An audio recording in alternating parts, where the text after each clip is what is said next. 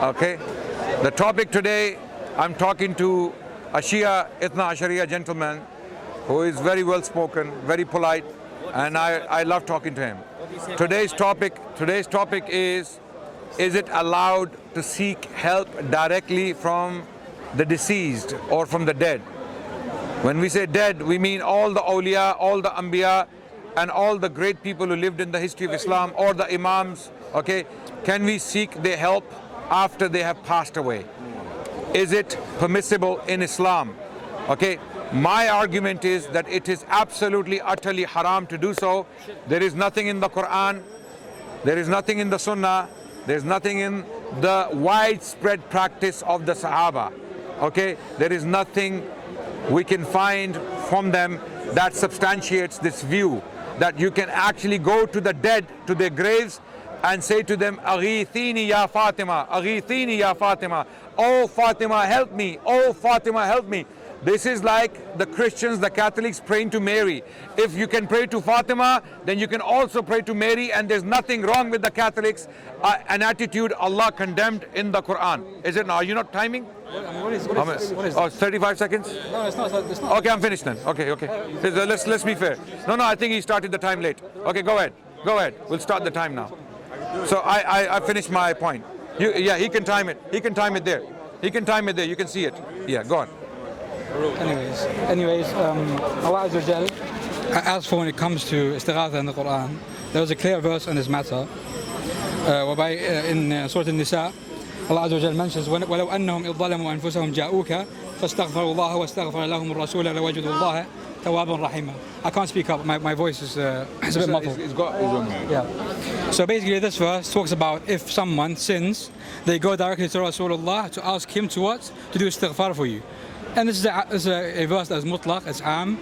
It doesn't say during his life only. It's general, and this is what we do as Muslims. Everyone else except the basic Wahhabi sect that made tahrim of this. So this is my first argument from the Quran, right?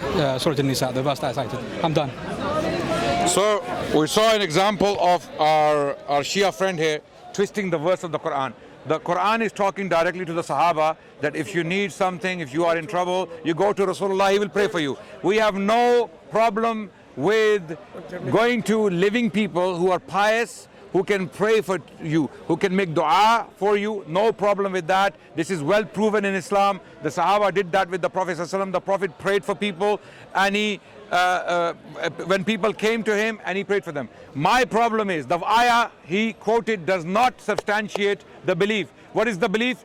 For a specific belief, you need qati' dalala, specific evidence. That is categorical.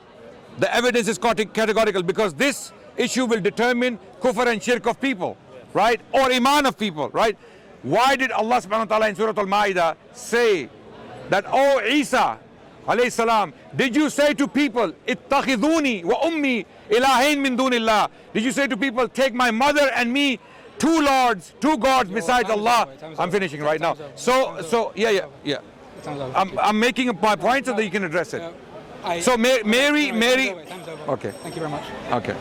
No problem. I'll come back in my turn. The verse, it's in the Quran, so we can't deny it. So when Allah Azza wa Jalla says that people took Mary and Jesus as gods besides Allah, that's kufr.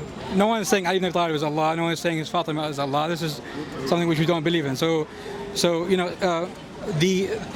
when someone brings up a dalil, it has to be correct, and it has to be within context. Now, my verse was the verse that I brought up. وَلَوْ أَنَّهُمْ إِذْ ظَلَمُوا أَنفُسَهُمْ جَاءُوكَ. It's a general verse. It doesn't say only when the Prophet is alive. You actually have to bring up a dalil from the Quran that basically says that. Now we actually go into the Sunnah. The Sunnah, Uthman ibn Hunayf radiallahu anh, a companion of the Prophet, would teach people to do istighatha during the Khilafah of Uthman ibn Affan. So it's Uthman ibn Hunayf a mushrik or no? Okay, so very quickly I'll start from the ending.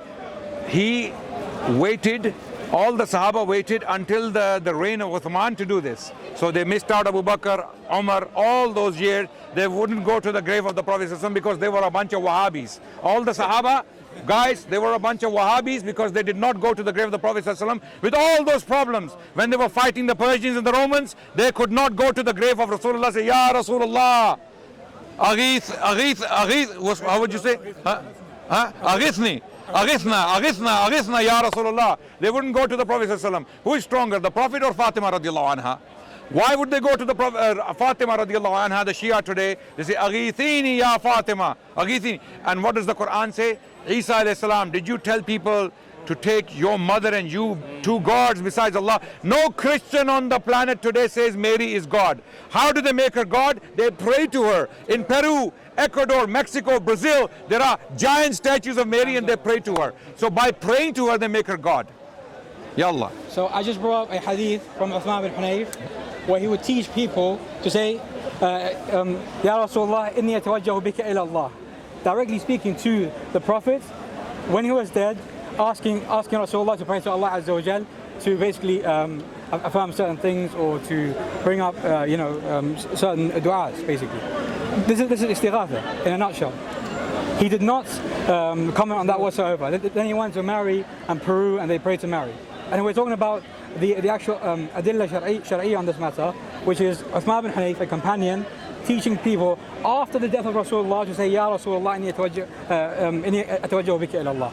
Right? This is dalil qat'i. That's why the vast majority of Muslims, the Asha'ira, the Maturidis, the Barelvis, the Bandis, all these groups, everyone except the Najdiyya, that are basically.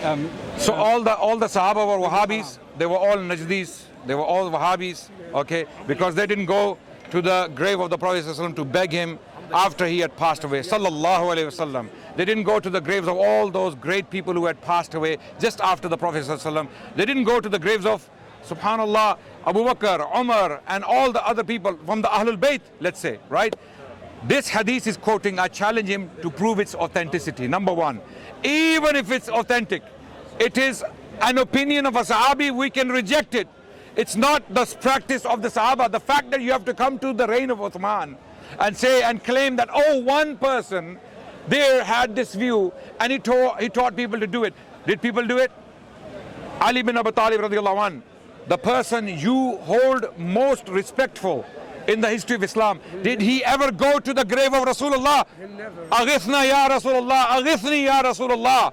Never. You will never be able to prove it. This is shirk and kufr. This is a weak hadith. Thank you. No, it's not. Thank you for helping me. No. I knew it's weak. No, it's not. I knew it's weak. Tabarani. Okay, who said it's sahih? Oh, yes, your time. Your time starts now. You can do what you want in your time. So basically, the hadith, as I mentioned, is in Mu'jam al-Tabarani. I can read it out. No, it's Shia source. no, Tabarani is not a Shia, by the way. So we can, what is this? No, because there's mics. Okay. I want your voice. I'm being fair. Okay. I'm not putting any magic on you, okay? No. I don't do magic. No, I'm not Idna Sharia. Well, we don't do magic. It's magic is haram. Some do tanjeen. Okay, they whatever. believe in stars and astrology. Okay, so basically. That's another topic we can address if you want. Yeah. Well, The Shias believe in this stuff, but your time, sorry. Yeah, but the hadith as per narrated in Tabarani, I can actually read it later because there's been a lot of distractions. I don't know why you put this thing on me. It's kind of weird. Anyways. Okay, take off the magic. Yeah. Okay, no problem. Sorry, because I want the mics to be on you. That's why. You can just hold it in the middle. It's way easier. Okay, but it looks more weird. No, it people doesn't. think. Okay, your time is up. You want more time? No problem. I'm gonna be fair. Give him 30 more seconds. To read it. Yeah. Brother, your time is going. No, but I have to find the adilla shar'iyya, right? I can't just get things. You just claimed something. Okay. Yeah, it's Start my time while he's looking. Okay, so we have showed that this hadith is da'if and it is not authentic. The Shia and those people who have this belief can only bring dubious reports, da'if reports, unauthentic reports. There is nothing from the Quran. He presented a verse from the Quran, he has now ditched it. Not the Quran or the ayah, but the understanding of it. He's not even debating that anymore. He's not even bringing that verse anymore. Number one. Number two, I asked him from the Sunnah.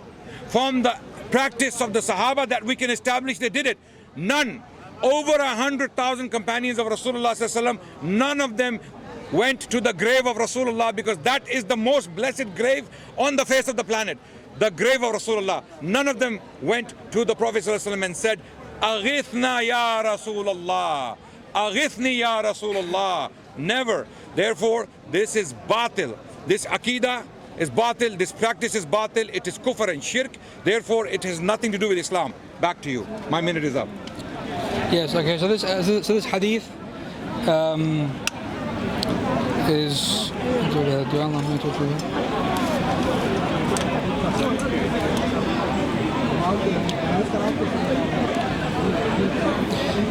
Yeah. So this is in al-Targhib wa Tarhib. And it's isnaduhu sahih, as mentioned. This is in durar.com. It's not sahih? No, isnaduhu sahih. Isnaduhu sahih. Who said that? It's in durar al-Saniyya. Who said isnaduhu sahih? Who? Durar al-Saniyya. Al-Mundhiri did. Al-Mundhiri did, yes. Yeah? Okay. So Uthman ibn Hunayf قال فانطلق فتوضأ ثم صلى ركعتين ثم قل اللهم اني اسالك واتوجه اليك بنبي محمد صلى الله عليه وسلم نبي الرحمه يا محمد اني اتوجه الى ربي بك ان يكشف لي عن بصري. The Prophet was alive then. Uthman ibn Hunayf. The Prophet was alive. Came to the Prophet. So why are you presenting this evidence? If the Prophet, first of all, the hadith is questionable. I know this, right? It is mutakallam fi.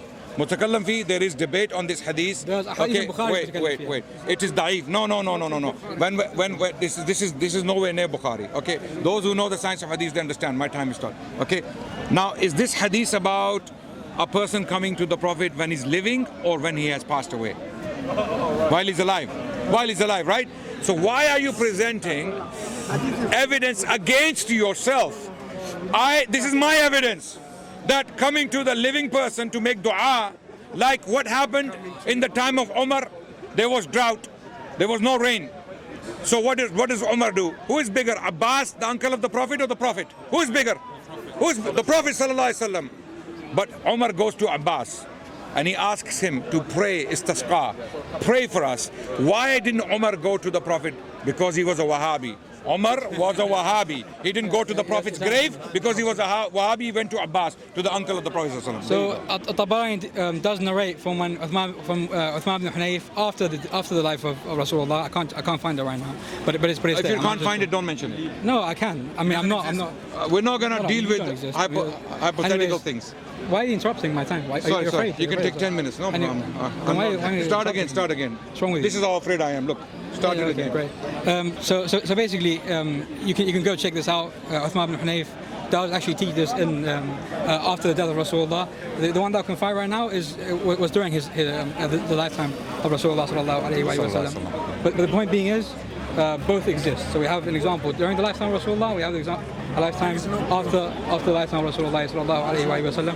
Now I can't find it right now. I'm not a computer, but I'm not a computer either. The burden of proof is not upon you; it's upon me, because I'm the one establishing the proof. I brought a verse from the Quran, which you haven't commented on. The only thing you mentioned was that this is only during the lifetime of Rasulullah. There's no dalil on this. Second of all, we're actually talking about ulama, Suyuti and As-Subki, and he actually said now, okay, your time is up. Now the brother is waffling, so we're going to make it the last time. This is my last time, this is his last turn. So we have seen the nature of he is Ithna Ashariya. I'm sure he's lived his entire life in this understanding, in this belief, right? And he doesn't have any proof to substantiate a basic belief of Shiaism, which is what? Istaghatha bil amwat, istaghatha bil a'imma, istaghatha bil ahl al bayt, right? And they pray to Fatima, aghithini ya Fatima. The Quran says that the Christians have made Mary into a god. No Christian, Catholic, Protestant, Orthodox, no Christian say on the planet today that Mary is God. How do they make Mary God? They pray to her. They make dua to her. Okay? The Catholics specifically pray to Mary. Okay? This is how Shia, they pray to Fatima. Aghithini ya Fatima. The Quran condemns this. The ayah he presented is not applicable. The hadith is da'if, and it's about the Prophet when he's alive. Sallallahu Alaihi Wasallam. The time is over. Anyways, Your last turn. you're basically ignorant on the firaq of other Nasara. There was a group called Al-Nirmaniyun. They actually would believe that Mary was a literal god. But you're jahil. It's not my fault. Anyways, the point being is, I've given a verse, I've given a hadith. Yes, I do acknowledge that the one that I could present right now was during the lifetime of Rasulullah. I couldn't find the other one in Tabarani. Sorry, I guess. And I've also mentioned that As-Subki and As-Suyuti held this view. As-Suyuti literally does istighatha bin Nabi, and Rasulullah says Fatima. So the debate's finished. Bad'atun minni. So we can do istighatha with Fatima if As-Suyuti does it with the Prophet. So we have adillah from your own books, from the Sunnah that you've narrated, and from your Salaf. Okay, thank you very much. Thank you. Really nice talking to you. Likewise. It was a very civil debate. I like to have discussions like this. I'm going to put the magic back on myself. Okay. And is there like a time for Q&A? yeah, we can do a Q&A very quickly. And I want to know, the debate is over. Okay. So everyone heard. I'm not gonna say anything. The question's going to be targeted to Yeah, we can both answer questions. Because this brother last week mentioned that many Shias think that Aisha knows Billah is a munafiqah. Do you believe that? we have a qaida. Anyone who The question is, Yes, do the Shias believe Aisha is a munafiqah? we have a qaida. Anyone who fights a ma'soom is a kafir. Right? So Aisha is a kafira. But I want to hear it from him. Yes. He said it. Yes, he's saying Aisha is a kafira. No, this is a qaida, brother. Anyone who fights Allah, His Messenger, or a ma'soom, Okay, I'll respond to this question. Now, did Ali think so? Absolutely not. These wait. No. You can't cut me. Did Ali think so? Absolutely not. Nahjul Balagha, their book, Nahjul Balagha, that consists of the sermons of Ali bin Abi Talib radiallahu anh. In Nahjul Balagha, we have reports that Ali bin Abi Talib prayed janazah over the dead of Siffin from both sides, from the side of Muawiyah and from the side of Ali bin Abi Talib. Okay, this is one evidence. I'm gonna now go on to give you more evidence why this reasoning is absolutely batil.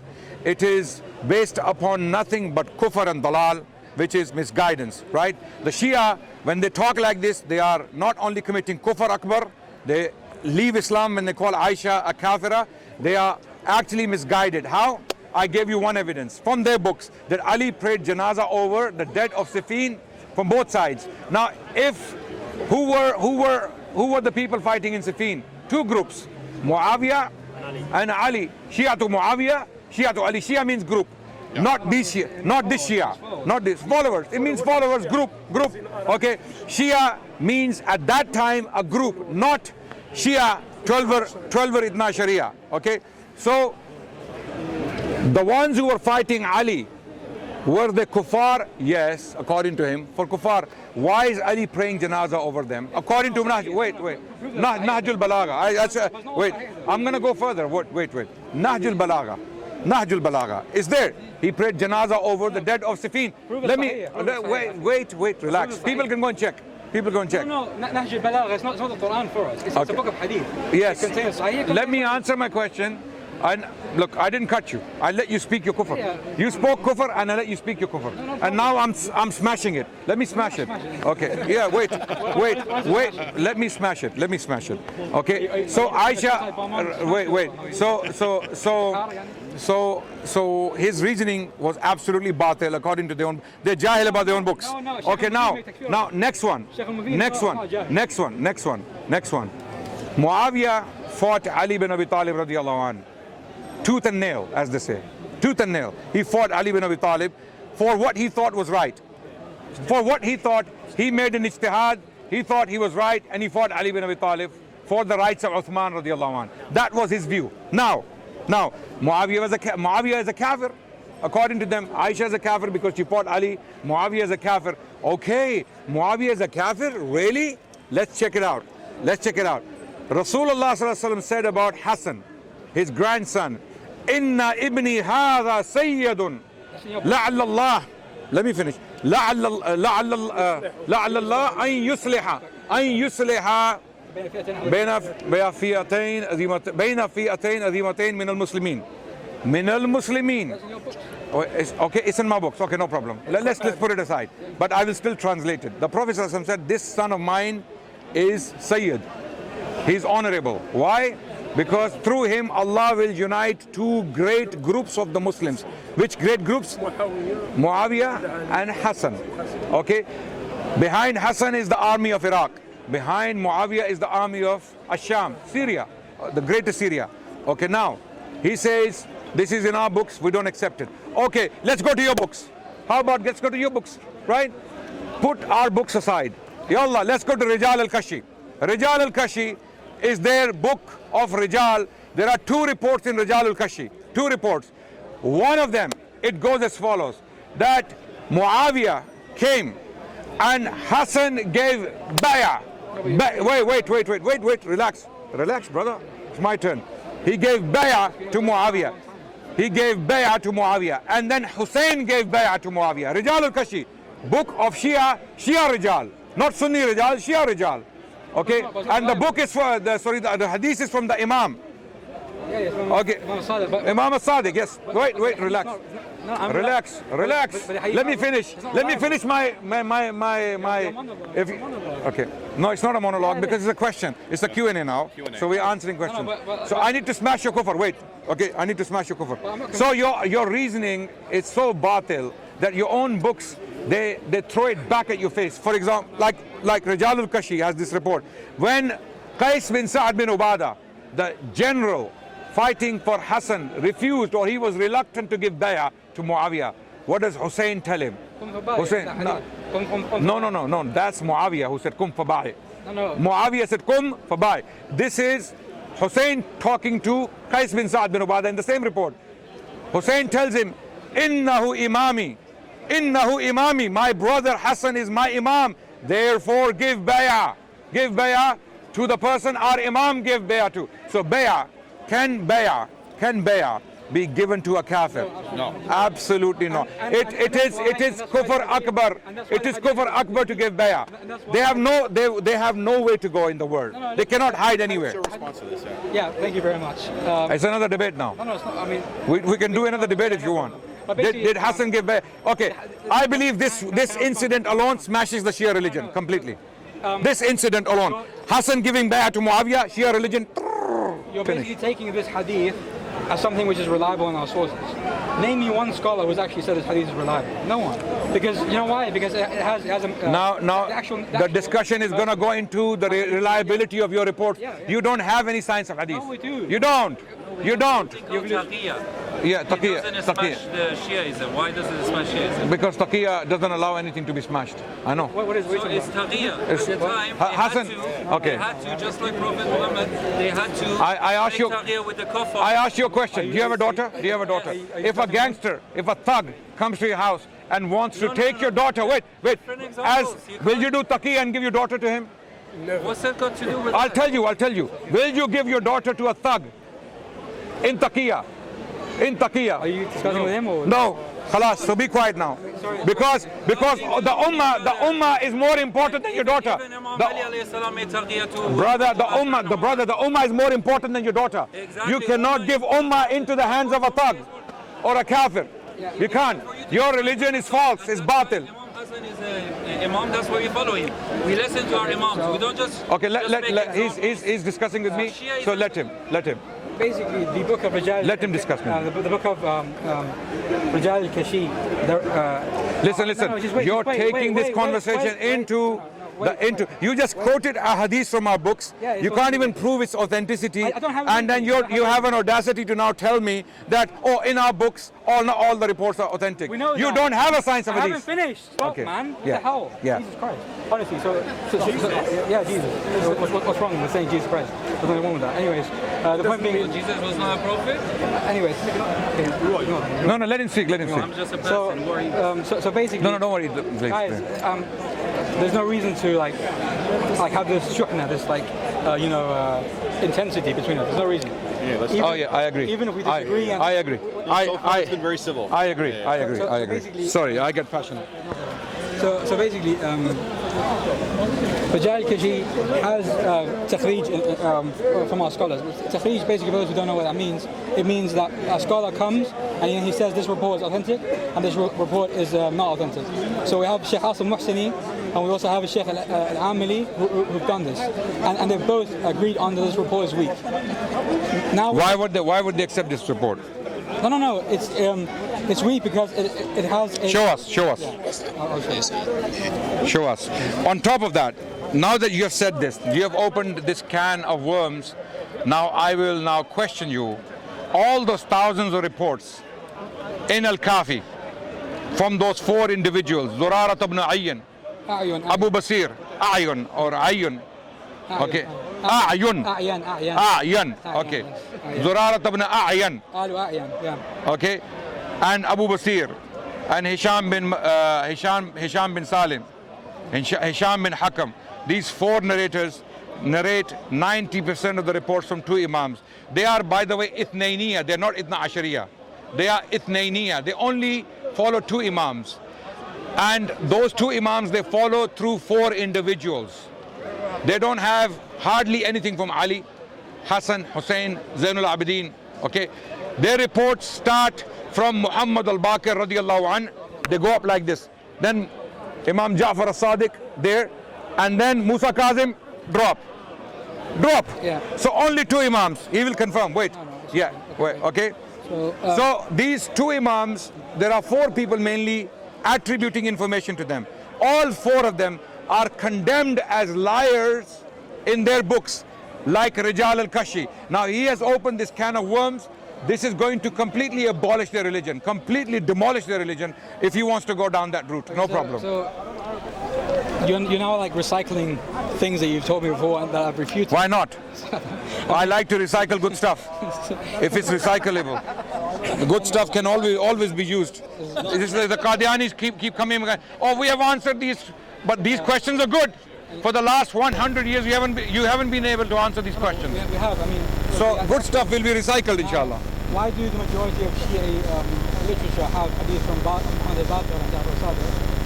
That's because the fall of the Umayyad tyranny and the beginning of the Abbasid tyranny. That's why. There was basically a fusha, like a time of relative peace for the Shiites to narrate. That's why. It's not, there's no conspiracy involved. It's actually something that is quite, it makes sense in a historical context. Now he brought hadith from Rijal al-Kashi, which is basically that Imam Hassan alayhi salam gave bay'at Muawiyah. Can you read the report? Yeah. Rijal al-Kashi, Jibreel ibn Ahmed, وأبو إسحاق حمدوي وإبراهيم بن نصير عن محمد بن عبد الحميد الأنصاري الكوفي عن يونس بن يعقوب عن فضيل غلام محمد بن راشد. هذا سمعت أبا عبد الله. This is the chain. Now the problem in the chain is فضيل غلام محمد بن راشد. He's basically majhul. A majhul, for those who don't know what that means, it means there's someone who is not known. Stand by that. Yeah. When you said the word majhul, stand by that. I do stand by it. Okay, we'll see what happens to your books then. So 70% of Al-Kafi is gone. No, that's actually ridiculous. What's qala rajulun? Well, it depends on where in the chain we're talking about. Qala rajulun. What does it mean? It means a man said. Can you come here and stand here, please? A man said. If you don't mind, please. Yeah, just climb and come and stand here. Okay, no problem. Basically, sometimes in the chain of a Quran, it starts by saying, عدة من أصحابنا عن فلان عن فلان, which means a group of our companions narrate such and such. Those chains, those narrators, sometimes they're known. For example, when a Quran says, حدثنا عدة من أصحابنا عن أحمد بن محمد بن خالد بن البرقي, then those رجال are known. For example, one of them is Ali ibn Ibrahim, he's قبل اسمه. No, an rajulin or qala rajulan, qala rajulun. That's majhul. Majhul. Khalas, okay, carry on. And how many reports in Al-Kafi you have like that? Qala rajulun. Thousands? No, it's ridiculous. Hundreds? Hundreds, yes. Maybe 100. Yes, all da'if? Yeah. All da'if? Yeah. So basically, a lot of their hadith books are da'if. Al-Kafi has 16,000 reports. 100 reports is nothing. No, it's not 100. I'm claiming it's thousands. That's ridiculous. And wait. And if we put the liars together with majhul people, majhul means unknown sources. Unknown sources. Unknown The argument he's using against this report that I presented is so lame and ridiculous that if we use the same argument against the entire collection of Shia Hadith, it goes down the drain. I'll tell you why. Because 4 people I mentioned earlier, Zarara ibn A'yan, okay, Abu Basir, Hisham bin Hakam, Hisham bin Salim, these 4, all 4 of them are condemned as liars in your books, correct? Not authentically. No. If I show you, There are reports if I show you authentically that Zarara ibn A'yan was condemned by Imam Ja'far as-Sadiq and Imam Muhammad al-Baqir as a liar, may Allah's curse be upon him, Al-Khoyi authenticated it. If I show you it, you will throw all 2,000 reports from him, right? With repetitions. No. Look, with repetitions. If you bring a hadith from You see what's happening now? what's happening? It's getting more complicated. It's going into the science of hadith, and you have no legs. When we get there, when we go down there in the science of hadith, you have no legs to stand on. No, look. Brother, you will not. You will run right and left, and you won't find anywhere to hide because there's nothing there. The only Okay, person that I can actually say that they have a point is Zurara. Zurara, there are some hadith which directly condemn. However, when you take something out of context, like for example, So you're confirming Zura. No. Okay, we are digressing from the topic. This is a separate topic now. Basically, if someone wants to take something out of context in the Sirah, like Ammar bin Yasir, for example, we can make him into a kafir. Why? No. No. If the Prophet said Ammar is, may Allah's la'na be upon him, a'udhu billah. No, Ammar Okay, bin Yasir was under duress. if the Prophet said this about him, then we would be really concerned. To you, Imam Ja'far as-Sadiq, Imam Muhammad al-Baqir, Imamain, No, we don't have both to- of them, no, we don't. if they condemned Zurara, That's if not they true. condemn, If you bring both from Imam Baqir authentically and from Imam Sadiq, I'm done with Zurara. so one is not enough. No. One is not enough? No, it's not. Why? Because, Okay, one is not enough, No. even though he's infallible. yeah, I realize that, but basically, No, wait. Is Imam Ja'far as-Sadiq good enough for you or not? Of course it is. So if I show you from him, Al-Khoyi, I know. Yeah. In Majal Hadith, yes. I think it's like 1 or 2 reports that they're like, what we call Dam is like... No, he said these reports where Imam Ja'far as-Sadiq is condemning Zurara are authentic. He said this is Sahih, but this was Taqiyya. He said, Al-Khoyi, he said Imam was doing Taqiyya to save Zurara's life. No, he didn't. No, that's No, Al-Khoyi said, I'm telling you, Al-Khoyi said no, this. he didn't. That's not what I'm Okay. Al-Khoyi, you know what? If Al-Khoyi said this, if Al-Khoyi said this, I know what you're referring to. Okay.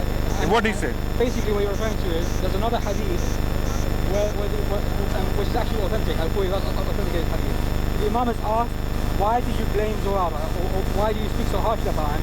He says, so that no one will basically... No. This is a separate hadith. This is his son Abdullah. Okay, he came. I'm not talking about his son. I'm talking about that report where Imam Ja'far as-Sadiq said, La'an Allah ala Zurara.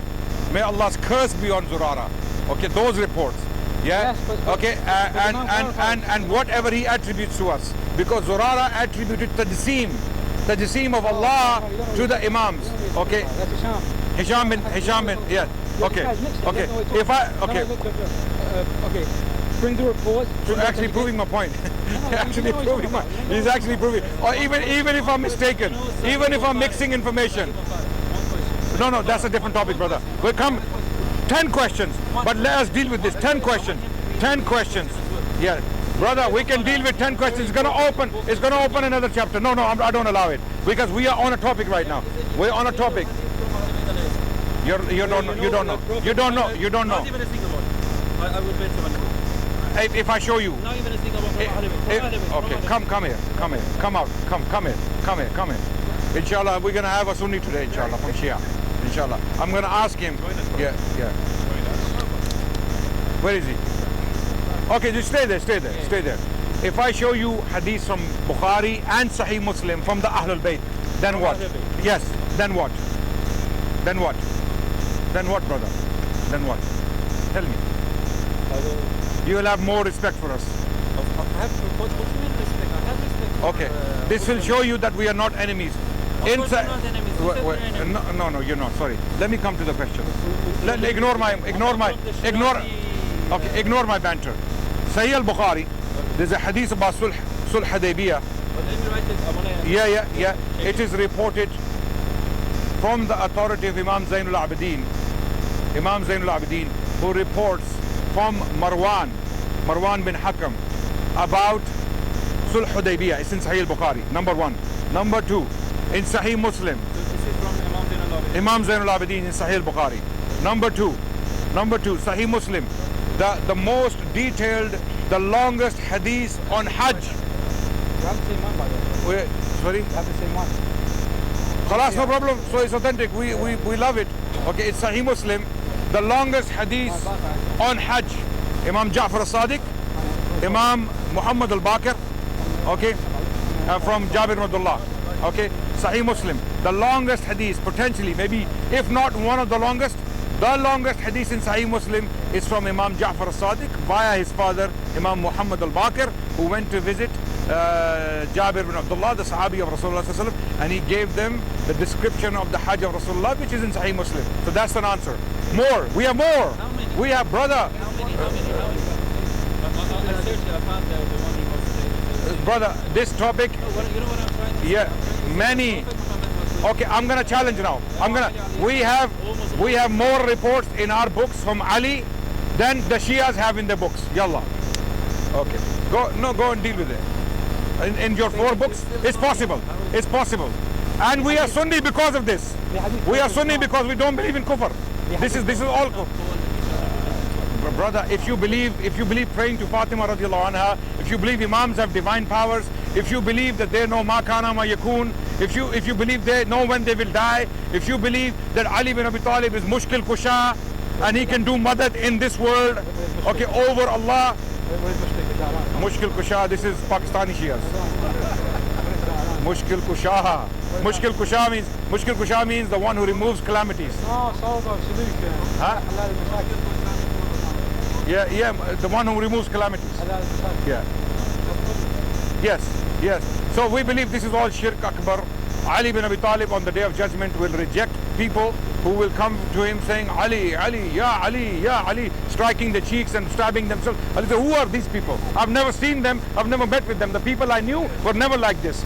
These Shia never existed in the time of Ali bin Abi Talib, stabbing themselves and striking themselves and having these beliefs. These Shias, Ali bin Abi Talib, actually the people of Kufa, he condemned them. People of Kufa, where the religion of Shia was born. The religion of Shia was born in Iraq, in Kufa, in this city. These are the people who betrayed Ali. They betrayed Hassan. They betrayed Hussein. They killed Hussein. I'm claiming, wallahi, on camera, the people of Kufa killed Hussein. They were no Shia. None of the Sunnis were at the time of Prophet Muhammad were after him. We don't. None of the Imams were living there. Imams were living in Imam Sadiq alayhi salatu's time. Whereas our Imam is Imam Brother, Ali. this religion, the Itna Sharia. Between how many years? 200 years? Between the first Brother, your religion. and Prophet Muhammad? 400 years. Malik, when So continue with that conversation. Well, because this is a digression. This is a digression, brother. So we will summarize the conversation. Any more questions? Yes. Is another question. So I showed you from their beliefs that if they claim that anyone who fights Ali is a kafir, Ali is against them. I have shown plenty of evidence. You go and check. Yes. Taqiyya Bani Sa'ida. It's in Sahih al-Bukhari. That's our view. The whole report is a long report about the incident of Taqiyya Bani Sa'ida. The whole report is there. You can read what happened, the debate that took place. The Ansar had already chosen Sa'd bin Ubadah radiallahu anhu. What happened to him? What happened to Sa'd, by the way? Nothing happened. What happened? What happened to him? Guys, nothing happened to Sa'd. What happened to him? He was killed. He was killed by who? According to who? Jim Qatar. Jinn. Jinn. Okay, khalas. So you go and find that jinn and kill him. Okay. So our sorry. The broken rib, the Fatima radiallahu anha, when Umar smashed the door on Fatima, I wonder what he thinks of it. Do you believe? No, first of all, do you believe that Umar smashed the door on Fatima and she had a miscarriage? As for Umar directly doing that, I'm trying to believe it, but not. I'm not talking about your inclination. I know all the Shias are inclined to attribute the most evil things to Umar. I know. No. They attribute all sorts of evil to Umar. I'm not talking about inclination. What do you believe? I believe that Umar ibn Khattab gave an order to his released slave by name of gunpoint to basically jab Sayyidah Zahra alayhi salam in her side. And that's why she died. So first of all, okay, good.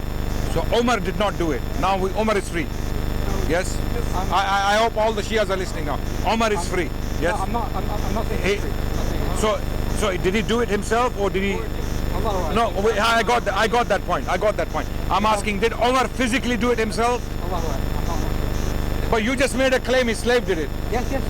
So his slave is not him. We have an authentic hadith in the Imams. So what do you mean Allahu Alam then? Why are you saying Allahu Alam? It's an authentic report, you have evidence. Yes. Why are you saying I don't know? Because there are other things in that event that happened that I can't affirm or deny. Okay, no problem. I'm asking a very simple and straight question. If you believe the report that the slave did it, then Umar didn't do it physically himself. He gave the order. Oh no, we'll come to that. Wait. Relax. We'll come to that. Relax. You know. Let me smash your Kufa, step by step. Okay? This is banter. Okay. It's Kufa to us, by the way. To believe that Umar smashed the door on Fatima or got her killed is kufr. Umar would not do this. Ali would not allow this. This is an insult against Ali, brother. Use your senses. What's wrong with you guys? Use your senses. That Ali knew Umar did this and he's working with him. He gave his daughter to him. They cannot deny it. It's in the books. That Kulthum, the daughter of Ali bin Abi Talib, was married to Umar. Umar gave. So how does Ali reward Umar for killing Fatima? Take my daughter. The actual marriage of Brother, this is a lie. Now let's come to this. Where are the reports? One second. Where are the reports? The one you claim that a slave did it. In your books? Yes. Lies. No. All lies. Your own books of your own scholars, your Aqidah, your own scholars are saying that our narrators are liars. You know the Shia, one of the biggest claims they have, like the Christians, that we have salvation. Jesus died for our sins on the cross. Hallelujah. You see them in ecstatic state. You go to churches, they are singing, their tears coming out of their eyes. They have made themselves believe that this person died on the cross for our sins, we are saved. The Shias, just like that, okay, have made up stories. Okay, they have made up stories and they believe in them. They believe that these stories are true. Okay, and these are lies. Just like the Christian story is a lie. This story is a lie where they have made up these stories about Umar bin Khattab radiallahu anhu. He did this. None of these, by the way, when you look at the bigger picture, when you look at their relationships with each other, when you look at how they dealt with each other, lived with each other, how they fought wars shoulder side by side against the disbelievers, the Romans and the Persians. Okay? Yeah, but you want to know why I actually accept someone else? It's not because you're just going quite heated. Relax. It's a very passionate topic for us. How can you believe these things? But why do I, for example, accept something in my books and reject it? It's basically. I'll tell you why. We don't accept anything from your books. To us, Al-Kafi is worse than Harry Potter and the Bible. Okay, I'll tell you why. Because their own Imams say these are all liars. Okay, no, wait. Let me explain. Okay, these are you are. Let me finish this. He has a question. Why? Okay, Shia reports. Shia's claim, just like the Christians, Shia's claim that we are the followers of Ahlul Bayt. You, the Muslim Sunnis, you are the followers of these munafiqeen called the Sahaba. So you follow them while we follow the Ahlul Bayt. We ask them, no problem. Can you show us how you follow the Ahlul Bayt? We want to follow the Ahlul Bayt. where we can authenticate the teachings of Ahlul Bayt like we did in Sahih Bukhari and Sahih Muslim, as explained earlier, where we can authenticate information of them, why would we reject Imam Ja'far al-Sadiq, who was ours? He was our Imam.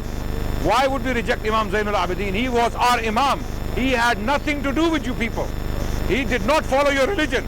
He was praying in Medina. Imam Zainul Abidin, Imam Muhammad al-Baqir, Imam Ja'far al-Sadiq, they were praying in Masjid al-Nabawi behind other Muslim Imams. Okay? They were not praying in Husayniyat. Okay? They were not, Allah calls the Muslim place of worship masjid. They call their place of worship Husayniyah. What do you call the masjid? Why do you call them Husayniyat? Why do you call them Husayniyat? Or Imam Barga in Pakistan they call it. Yes? Why? Allah says وَأَنَّ الْمَسَاجِدَ. You know why? I'll tell you why. Allah says وَأَنَّ الْمَسَاجِدَ لِلَّهِ فَلَا تَدْعُوا مَعَ اللَّهِ أَحَدًا. Because they know in the masjid they cannot call upon others than Allah, so they have to build other structures to call upon others besides Allah. You don't understand Shia culture. We basically have I understand the culture. Husayniyah is a place where we basically gather and mourn the faith and Can you pray with us in Sunni masjids? No, they pray Taqiyya, yeah. No. There's Salah. We're not. Yeah, they pray. They pray. Do you have to redo the prayer, or do you embrace the prayer? We're not allowed to pray behind the Sunni Imam. Why? I don't know why. Because of the Hadith. But in the masjid of the Sunnah, Even Taqiyya, no? Taqiyya, that's another thing. Taqiyya is Yeah. So I've seen Shias praying behind us with not the rock, turba. That's wrong. That's wrong. But I've seen them praying. And I know that Sistani and others have given fatwa. You can pray behind them. No, they have given fatwas that you can pray behind them. Taqiyatan. Yeah. No. Look, Taqiyya, that's a different thing. Taqiyya, you can even say that you're non-Muslim.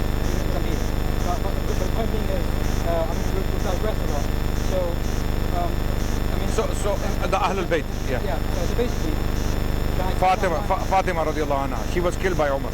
That was the question. So now, why am I not 100% certain that Umar ibn Khattab was directly physically involved? This is because the reports that mention this are questionable chain-wise. But the reports... Not questionable. They are outright fabrications. There is no asal to them. There is only one liar who attributed this information. Yeah. Okay. No, wait. You know the source of this report? Yeah. Who? What? Which guy? There's only one person. There's other person. Al-Hilali. Yeah.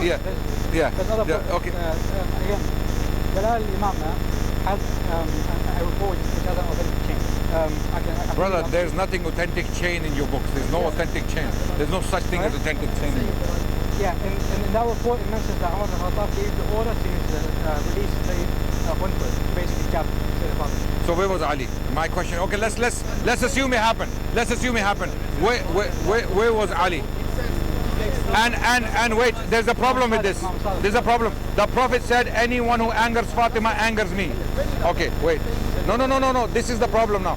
And they accept this hadith. Anyone who angers Fatima angers me. However, anyone who kills Fatima kills me. Anyone who kills Fatima kills. And Ali can see the Prophet being killed and he's giving his daughter to him. The actual marriage of They're not authentic reports? They are authentic. So Kulthum was married to Umar. You accept that?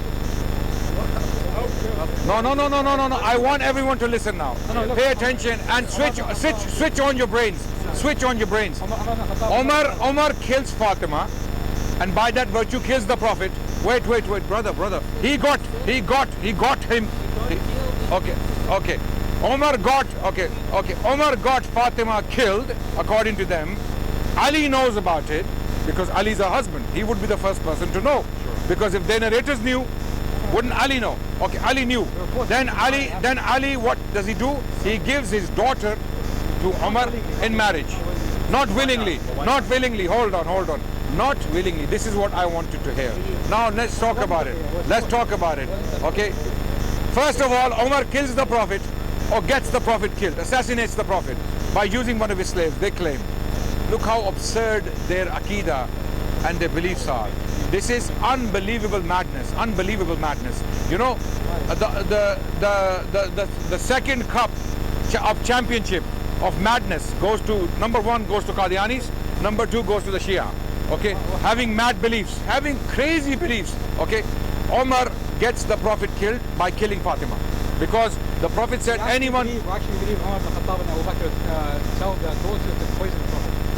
We believe that. No problem, no problem. Yes. Okay, no problem. This is okay. And all of this, Ali knows all of this. Ali knows that they got the Prophet poisoned. They got the Prophet poisoned. Still working with them. Gave bay'ah to Abu Bakr. Okay. So to us, according to our Sunni narrative, Ali is the lion of Allah. Ali never compromised on haqq. When he thought he was on haqq, he stood by it. This is Ali, Haidar, Karrar. We call him Haidar Karrar. Okay, Allahu Akbar, the lion of Allah, Asadullah al-Ghalib. This is Ali to us, the Ahlul Sunnah. Ali to the Shia, A'udhu Billah, Naqle Kufr Nabashid. I'm going to say something very bad now. Ali to the Shia is a mouse. Prophet is killed, poisoned. Umar kills Fatima. Umar takes my daughter by force. I have to give bay'ah to Abu Bakr. This is Ali to them, wallahi.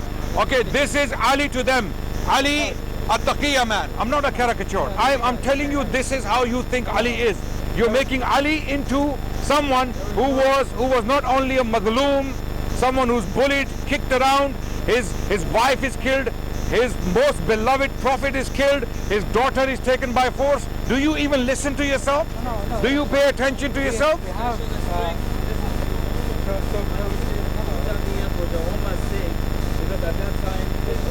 Why didn't Hussein do that Taqiyya? Why did not Hussein do? If Ali was doing Taqiyya, he allowed the Prophet to be killed. He allowed his wife to be killed. He gave his daughter to Umar. Why did Hussein fight Yazid? My question. No. Which poison? I ask you. I'm asking you. No. Wait. I'm asking you, which poison was worse? The poison of Abu Bakr and Umar to you, or Yazid? Honest. I need an honest answer. Which poison? Abu Bakr. So why is Hussein fighting lesser of a poison, and Ali, his father, is leaving the poison to spread? No. Don't. I want your answer. No. Why do you make wudu like this? Quran. Yeah. so basically, Question everything that Imam. Brother, you're not making sense. You're saying Hussein left Taqiyya to fight Yazid. He picked up the sword. He went against Yazid. He went to Kufa. His entire family got killed by the Shia of Kufa. And then.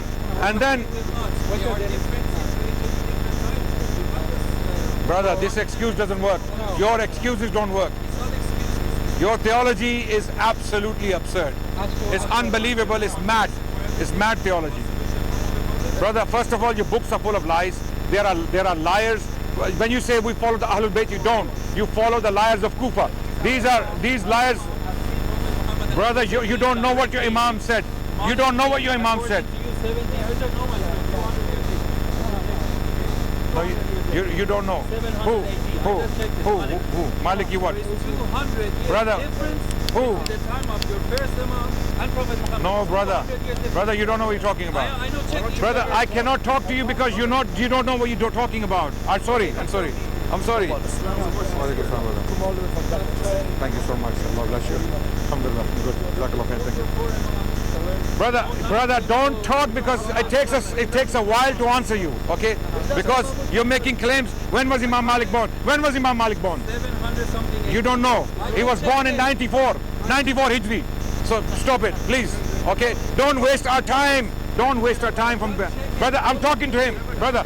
Or I can talk to you. If you want to move him, I can talk to you. I'm talking to him. Sorry. So you just don't. The problem with Shias is they throw claims at the Sunnis. First of all, every time they will come to Sunnis, Bukhari, and it's not in Bukhari. They will make up a story. It's in Bukhari. When we check Bukhari, it's not there. Okay, and when we bring Bukhari, they start scratching their heads, right?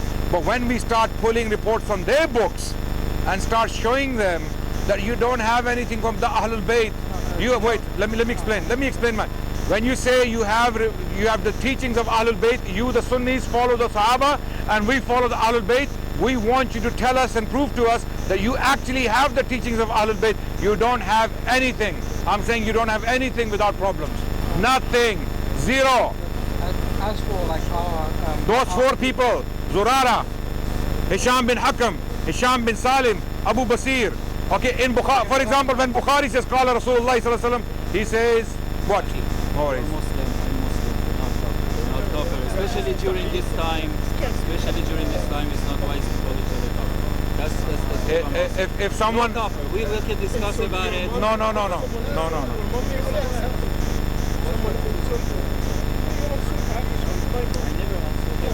Okay, sir, sir, no problem. You were, brother.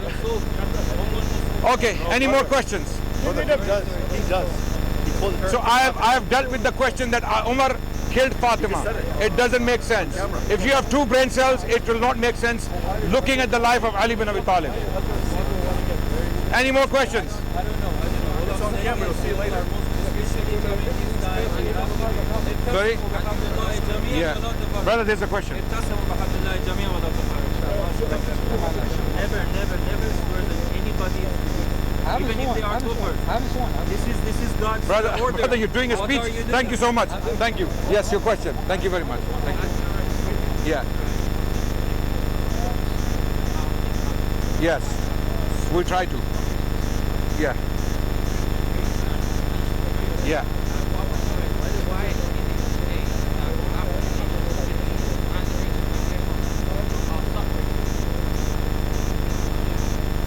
Every brother is asking that, as a historian, what do I think? Why so-called third world nations are suffering?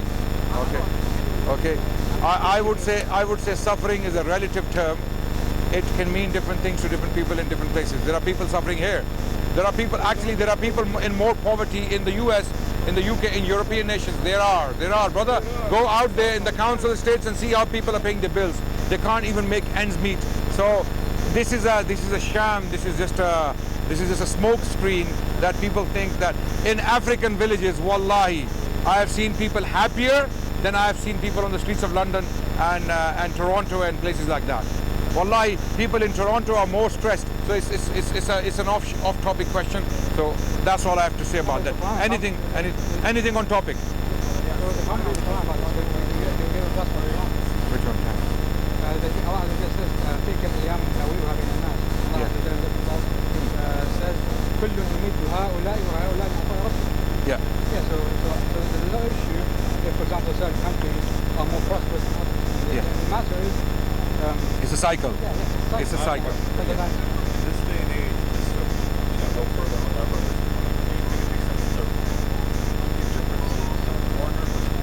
They cannot be put aside. No. Can we unite with the Shia? Yeah, correct. Can we unite with the Shia to deal with the problem is those who understand the history and the theology of Shiaism, there is no unity. These are two different religions. Absolutely. I mean, we can work with the Shia, no doubt. If the Shia want to work on a common virtue, not common ground. There's never common ground between the Shia and the Sunnis. No, there isn't. Absolutely none. Absolutely none. Because Palestine belongs to Ahl Sunnah. It's always belonged to Ahl Sunnah. Okay. And Iran just got the leader killed. Iran sold Haniya to Israel. I'm claiming this. Iran sold Haniya, to Israel. Whether Haniya was a good man or a bad man is a completely different question. But here is a man in Iran who got killed by the scientists got killed now. What are you talking about? Iran is never attacked by the US. They haven't attacked. Iranian regime is doing the dirty work of the enemies in the Middle East. So for example, on the matter of unity, so we have like certain things that we desire, just as obviously we are Muslim, but the point being is matters of commonality, such as hijab, such as halal, such as the issue of Palestine. These are matters where we can unite on this issue. Like for example, we advocate that our sisters don't have a hijab taken out. We advocate that they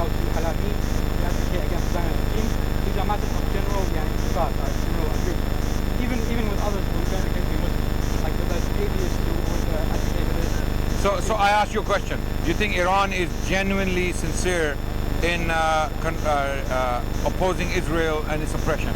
Yeah. Okay. So why did the U.S. coalition give Iraq to Iran in a plate? They didn't. Who came to power? Who came to power after Saddam was removed in Iraq? The Iraqis. No. Give me one Iranian. Brother Soleimani, what was he doing? What are the Iranian armies? What were the Iranian armies doing in They Syria? were fighting the Nawasib. Okay, how did they get there? Who gave them the route? Who gave them the route through Iraq? Yeah.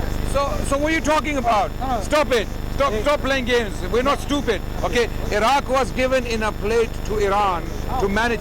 Iraqi Shias are protesting in Iraq to get Iran out. Get the hell out, you mullahs. They're telling you out. We don't follow your version of Islam or Shiaism. Okay, Iran, by the way, in Iran, the biggest numbers of people leaving any version of Islam is happening in Iran. Apostasies from so-called Islam, as the mullahs have put out in Iran. People, you know about this, right? You know about this phenomenon. But large numbers are leaving Shiaism. I don't know how many. Well, look at the parties and the drugs and all the. You go and watch. Go and watch. All those women throwing a hijab and burning in Iran. Yeah. Because they are sick of your twisted version of Islam. It's not even Islam.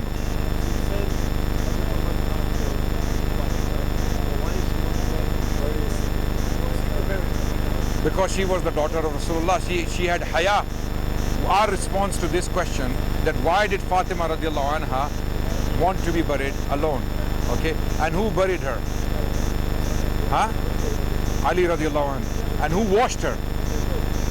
Who washed her? Ali radiallahu, her husband. So the husband is washing her. He's the one who is doing the janaza. He's the one who's burying her. Did he not know what happened to her? He did. And he kept quiet. He kept quiet. They played this game.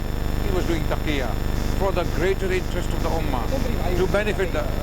But then for some reason the fighter of Khaybar, the conqueror of Khaybar, the killer, the one who dealt with Ibn Abdul Wud, and the one who fought in the battle of Badr, Mubaraza, yes, and dealt with Utbah or Shayba. Which one was the one who was? Generally the Kufa. No, he had Mubaraza. You know Mubaraza? Yeah. So this is Ali bin Abi Talib, the Lion of Allah. We call him the Lion of Allah. We love him more than the Shias can imagine, because their love is so twisted that they make him look like this. They make him look like this. They have this version of Ali, by the way. You cannot take it away, because the Shias have these beliefs, and then they have to justify these beliefs. How do you justify a man's wife has been killed, and this is not an ordinary man? This is not an ordinary man. This is the Lion of Allah. His wife has been killed according to their story, and he's silent. No, he was not silent. He ran away to the hill. So what did he do? What did he do to Umar? What did he do to Umar? The reports, again, Allahu Alam, in terms of the Sahha, the reports, they mention when the attack happened. Then he kicked Umar. No, he didn't kick him. He mentions that he took him by his, what's it called? By his shirt. By his Garment. منكب. The hadith mentions منكب. Yeah. أخذه من منكبه فصرعه فوجع أنفه وقال له يا ابن صهاك لولا أحد. And then he gave his daughter to him? This was later. Yes. Sorry? This was later, yes. Okay, so after doing this, Ali bin Abi Talib took him by the neck, twisted him, threw him on the floor, and gave him a few slaps, and then he said, okay, take my daughter. Or Umar comes back to take his daughter, and takes her by force. Is he Muslim, by the way? Ya Allah. When he became the ruler. No. If look, may Allah protect all of us. Ameen. We don't want to be in a situation like this, Ameen. right? If anyone comes to your house, okay, and tries to attack your family, okay, you don't care whether you are a professor, whether you are a bricklayer, whether you are a taxi driver or a waiter in a restaurant, you will fight to death. You will fight to death. An ordinary Muslim. Taqiyya, no taqiyya, to hell with your taqiyya. Okay? Taqiyya. In this, like, Taqiyya, mat taqiyya, ma adra, wa ma adraka mat taqiyya. Okay, wait. Have I practiced taqiyya Okay, at all? this is like poetry of Musaylimah al-Kazzab, you know, when he was trying to copy. Have I practiced taqiyya? Wait, no, you're not, because you're following a very, actually, you know what? By the way, watch. In the comment section, the Shias condemning him. Why would they? Yeah, no, they will condemn him because he is not doing taqiyya. You know, are you on Yasir al-Habib flex? Yes, how you get? Yeah, la taqiyyata ba'da al-yawm. No, Because that's his aqidah. La taqiyyata ba'da al-yawm. There's like a dispute between Sheikh Muawiyah and Sheikh al-Saduq on the matter of taqiyya, like the extent of it. And Sheikh Yasir, he believes. But the Iranians are on taqiyya, right? They don't believe it. Yeah, Iranians are taqiyya masters.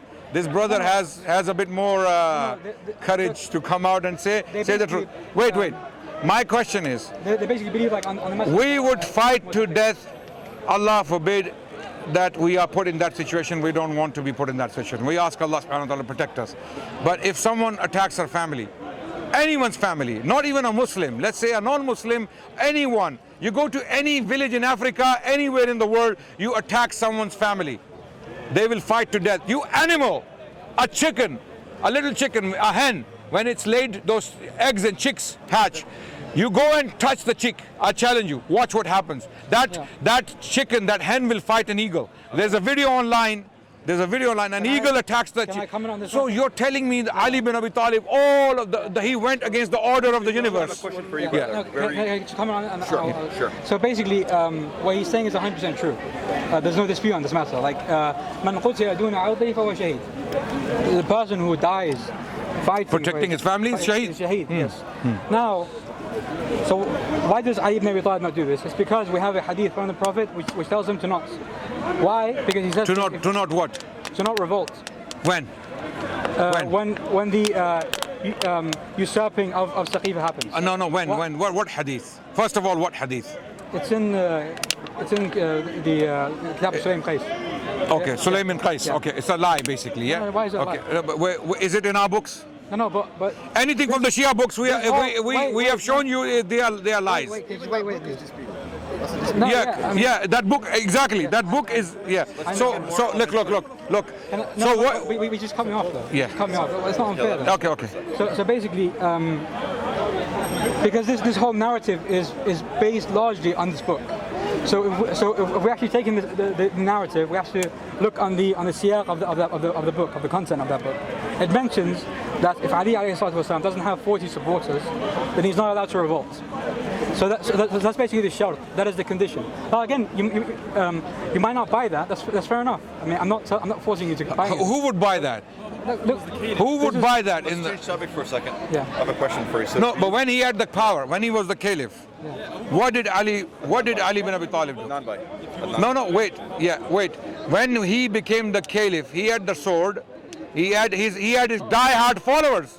He had people of Iraq, people of Yemen, people of Egypt who gave him bay'ah after the killing of Uthman radiallahu. He had die-hard followers. Ali could have said, okay, enough is enough. I'm going to deal with everyone. deal with what? How? We'll deal with all the munafiqs and He kuffar. did, subhanallah. Okay. Sufyan, Jamal, Nahrawan. And then he prays over them. No, it's not authentic. It's not authentic. Then he prays over them. authentic. He did not Oh, pray. but then his son gives bay'ah to one of them. It's not authentic. Look. The bay'ah. Yes, it's not bay'ah. Brother, history, no human historian, Shia, Sunni, or even inside the sea, a fish, any historian in the world, wait, anyone who studied history, historically, I have coins minted by Muawiyah. Yes. In his name, Amir al-Mu'mineen, Muawiyah bin Abi Sufyan. Wait.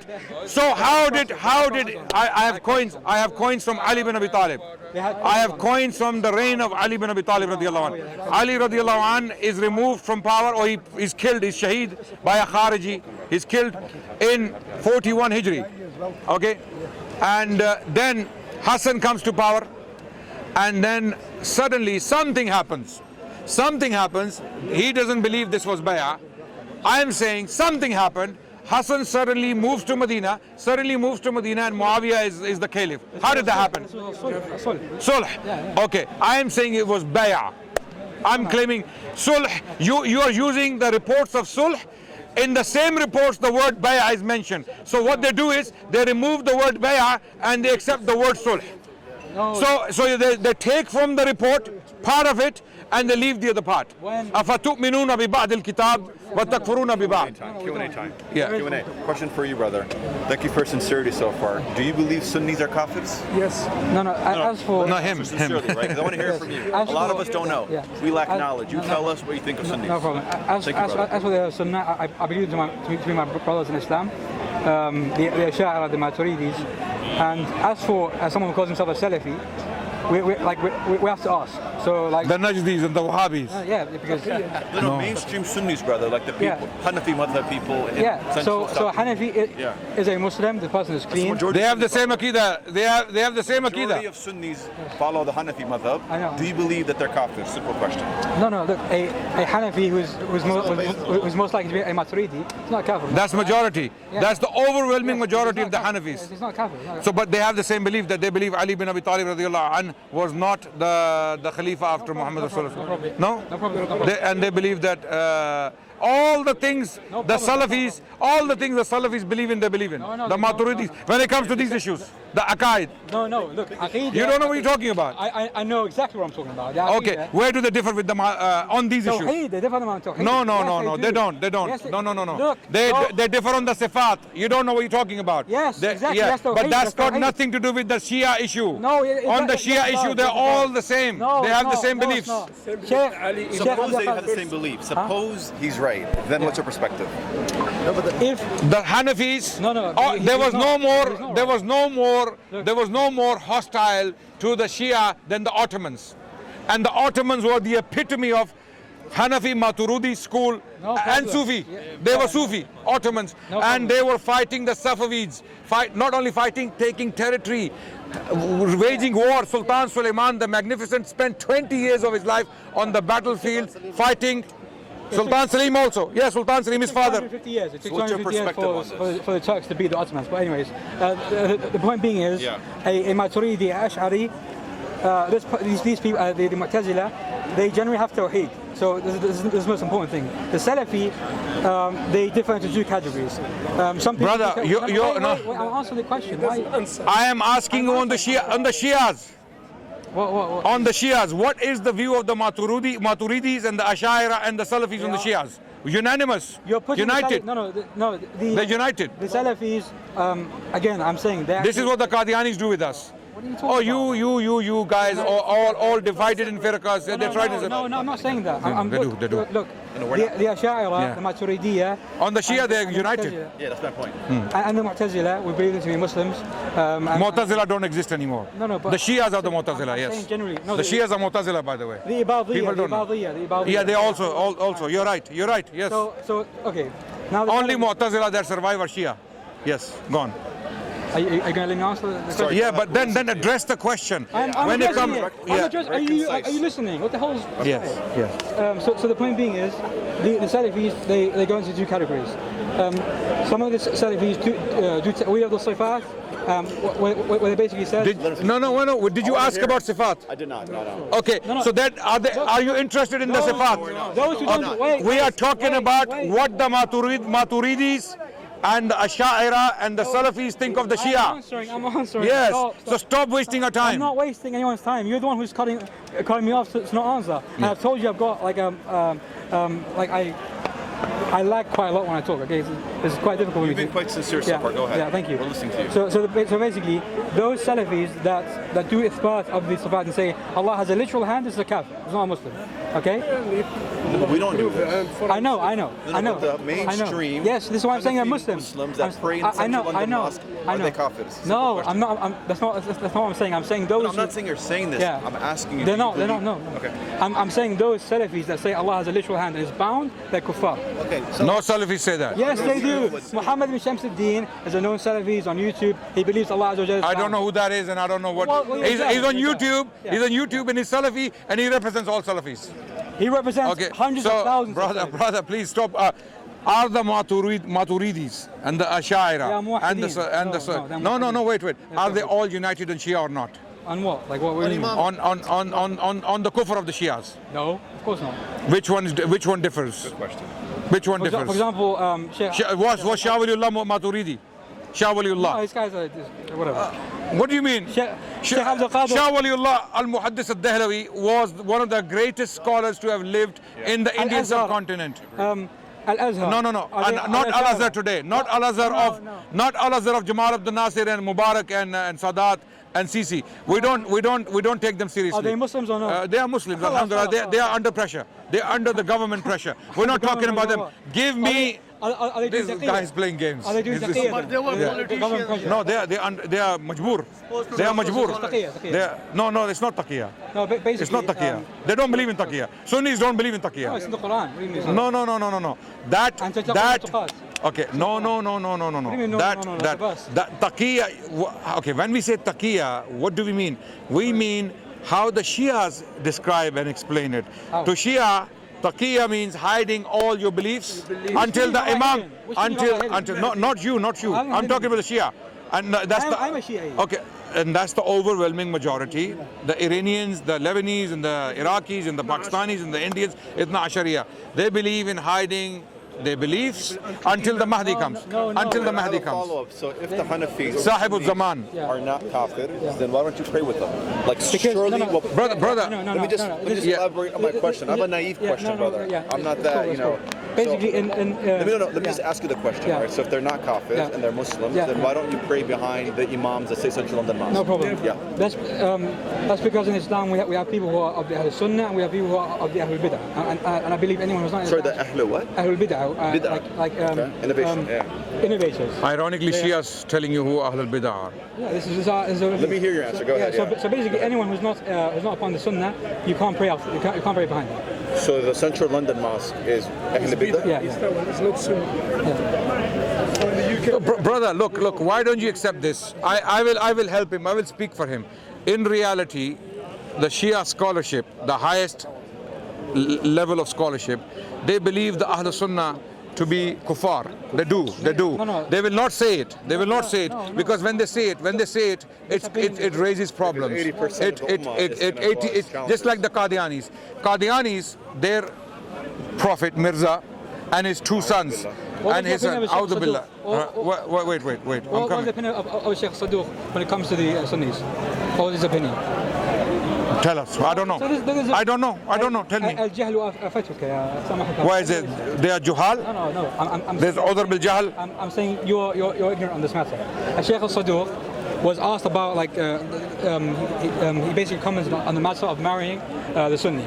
And again, this is a matter of dispute because the qawl of takfir exists. I'm not denying that it doesn't exist. There are major Shia ulama who does takfir of all Sunnis. They believe they're all to be kuffar. Likewise, there are Sunni ulama who believe the Shia are kuffar. Yes, true. It's not That's like true. a controversial thing. Yeah. I mean, but there are major Shia ulama who believe Sunnis to be Muslims.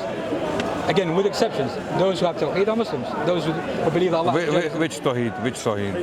Who basically don't believe that Allah is limited, bound, has physical limbs and so on. Oh, no one believes that. Ad-Dashti believes that. Ad-Dashti does. So he's one of the Salafist scholars, and he's also authored a book called... Some of your narrators from the Ahlul Bayt were mujassama, outright mujassama. They were kuffar. Hishamain. Hisham and Hakam only. Or Hisham bin Salim, which one? This is so difficult. Anyways. Which one was mujassama? The Hisham bin Hakam, they have attributed to him tajseem, but again, it's a matter of dispute. So Look, what I want people to understand, that they have an audacity to come and talk to us about our books when they have that I'm not talking about your quagmire I'm not talking about your books. of a tradition. That quagmire of a tradition, You right? disrespect our books. You hold our books without wuzu and everything, and you hold them in your hands and everything. What are you talking about? No. It's just disrespectful. So the point being is, Sheikh al-Saduq, on the matter of marrying al-Sunnah, he was refuting. He says, ليس كل مخالف ناصب, which means not everyone who opposes the Shia is a Nasibi. Some of Do you them think are I'm a Muslims. Nasibi? No, I don't know. Huh? I don't know. What is a Nasibi? A Nasibi is someone who hates the Ahlul Bayt or hates their followers. Okay, so that doesn't exist in the Ahl Of course Sunnah. it does exist. Who? This For guy- example? This Who? guy, No, don't give me names. No. Don't give me some idiots. Don't give me idiots. I'm talking about Muslims from Morocco to Bangladesh. Show me one school of thought or one university or one institution that promotes the hatred of Ali and the Ahlul Bayt. I'll give you One. scholars. This is I'll give your you scholars. propaganda. No, I'll give you scholars. So basically, Ibn Arabi, صاحب الفتوحات المكية, Yeah. he says that Hussein was killed by the sword of his father. That's one example. Grandfather, sorry. That's one example. Another example is... How is that hatred of Hussein? Having an opinion He what says- sword he was killed by. First of all, wait. yeah. He says that Hussein was a Khariji, and the Khawarij are the dogs of the hellfire. Who said? Ibn Arabi said he was a Khariji, Hussein? Yes. Categorically, he used these words? No, he didn't. No. Wait. He used the word Khariji for Hussein? He was doing istidlal. Okay. Move on. Next one. No. Next one. Sunni alimad themselves Okay. have actually condemned Look. Ibn Arabi. You guys, the problem is That's one. Another one. we have a Urdu verse, poetry. Okay. इन अकल के अंधों को उल्टा नजर आता है, मजनू नजर आती है, लैला नजर आता है. I don't understand Okay, Urdu. I don't understand I will explain that these people who are blind from intellect, they are intellectually blind. They think Majnu is female and Layla is male. Okay, when you put our books in front of them, all they see is darkness, evil, because the lens they have, when you put this lens on and you paint it black, yeah, and all you see is Ya Hussein, Ya Ali, Madad. So you will not see our Tawheed in there. You will not see our virtues. All you see is the people of Kufa, the religion of the people of Kufa. So when you paint your lens black, you will see black. So when they read our books, like Ibn Arabi, he attributed to him right now, even though he was a highly controversial figure in the history of Islam. In fact, some people made takfir on him because of some. Wait. I know what I'm talking about. Wait. There's two. There's one. Brother, I'm not talking about Maliki. I'm talking about Sufi. Are you talking about Muhyiddin? Yeah. You're talking about. I'm talking You about said the Maliki. Futuhat al-Makkiyah and Muhyiddin ibn Arabi. I know. You don't know who you're talking about. I Okay, confused them. you said Futuhat al-Makkiyah. I confused them. Okay, so please, brother. Okay, I'm sorry. Wait. I'm losing my brain cells and my energy. There's two. There's My two Ibn brother, it Arabis. looks like you're confused anyway. There's two Ibn Arabis. Which There's one? Futuhat No, it's not him, it's not him. al-Makkiyah? Ibn Arabi al-Maliki. Maliki, yes. Okay, so this is a different one. Now, it's him. you He basically says are that- attributing a word to him that he's called Hussein Khariji. When we probed you, it's not there. Now, Yeah, moving on. It's not there. What, did he call him a Khariji? Yes. Khariji. Sunni scholars themselves. Wait. Yeah. He called Hussein Khariji. Look, he did not use the word Khariji. So be quiet. No, we no. don't want your interpretation. Look, if he called him a Khariji, wait. Khariji is a fatwa. He's saying this guy is a Khariji. A'udhu billah, thumma a'udhu billah. If I, for example, say to you, you don't believe in Allah. Okay, what does let's that mean? move on. That Show means- me. that means you're a Kafir. Look. My question will get lost in this argument. My question is: show me one institution, one Muslim institution, one reputable Muslim scholar today, in the last 500 years or in the last 1,000 years. Wait, no. I don't accept it. I don't accept it. Shall I bring it You're up? going to show me the hatred outright. Shall I Wait, bring it out? when you make an explicit claim, you must give explicit evidence. You can't say, I believe the tree is bluish, greenish, golden, or something like that. I can bring Okay, out the proof. and then we can all see it's green. Okay, so don't play those games. I can bring I it. want something categorical. Okay, and even if you bring an individual, does that represent our ummah? Absolutely not. No, but he's respected. Our He's scholars, Hanafi, Shafi'i, Maliki, Hanbali, Athari, okay, Maturidi, Ash'ari, and the Atharis, all of them are unanimous that to love the Ahlul Bayt. Okay, yeah, mashallah, there is someone from the Ahlul Bayt. To love the Ahlul Bayt, with this exception, with one guy's exception, yeah, it's part of Iman. Okay, That's from the heart, yeah. I always love them. Yeah. It is part of Iman. We believe this, by the way. And we don't have to go and stab ourselves in the necks and in the chest and in the backs to prove that. We don't have to go and turn the lights off. And it's like people of Allahu Akbar. Wallahi, when you see those pictures coming from Iraq of the Shia, and it's like, wallahi, this looks like this is a Satan worship ritual going on. Satan worship. It's like, who? They're all jumping and they're all dressed in black, and then the person singing is so scary. You show that to any non-Muslim. You are inviting to Islam. Imagine you want to give da'wah to people and you show them a video clip from Iraq, from Karbala, when the Shias are doing that. They're going to say, to hell with your religion. We don't want to be like this. What the hell is this? What the hell is this? We'd rather be Bollywood or Hollywood or something like that than this, right? So even they know this is not normal. But imagine how Allah subhanahu wa ta'ala can seal your hearts and minds for you not to see that. For you not to see that. Okay? So brothers and sisters, it is very, very clear that Allah subhanahu wa ta'ala has made the haqq and batil very clear. And some people just don't want to see. So this idea of using certain fringe group to represent us, that's not fair. I mean, I can, for example, point to ISIS. I can point to people. No. These people in Iraq are fringe? Yes, of course they are.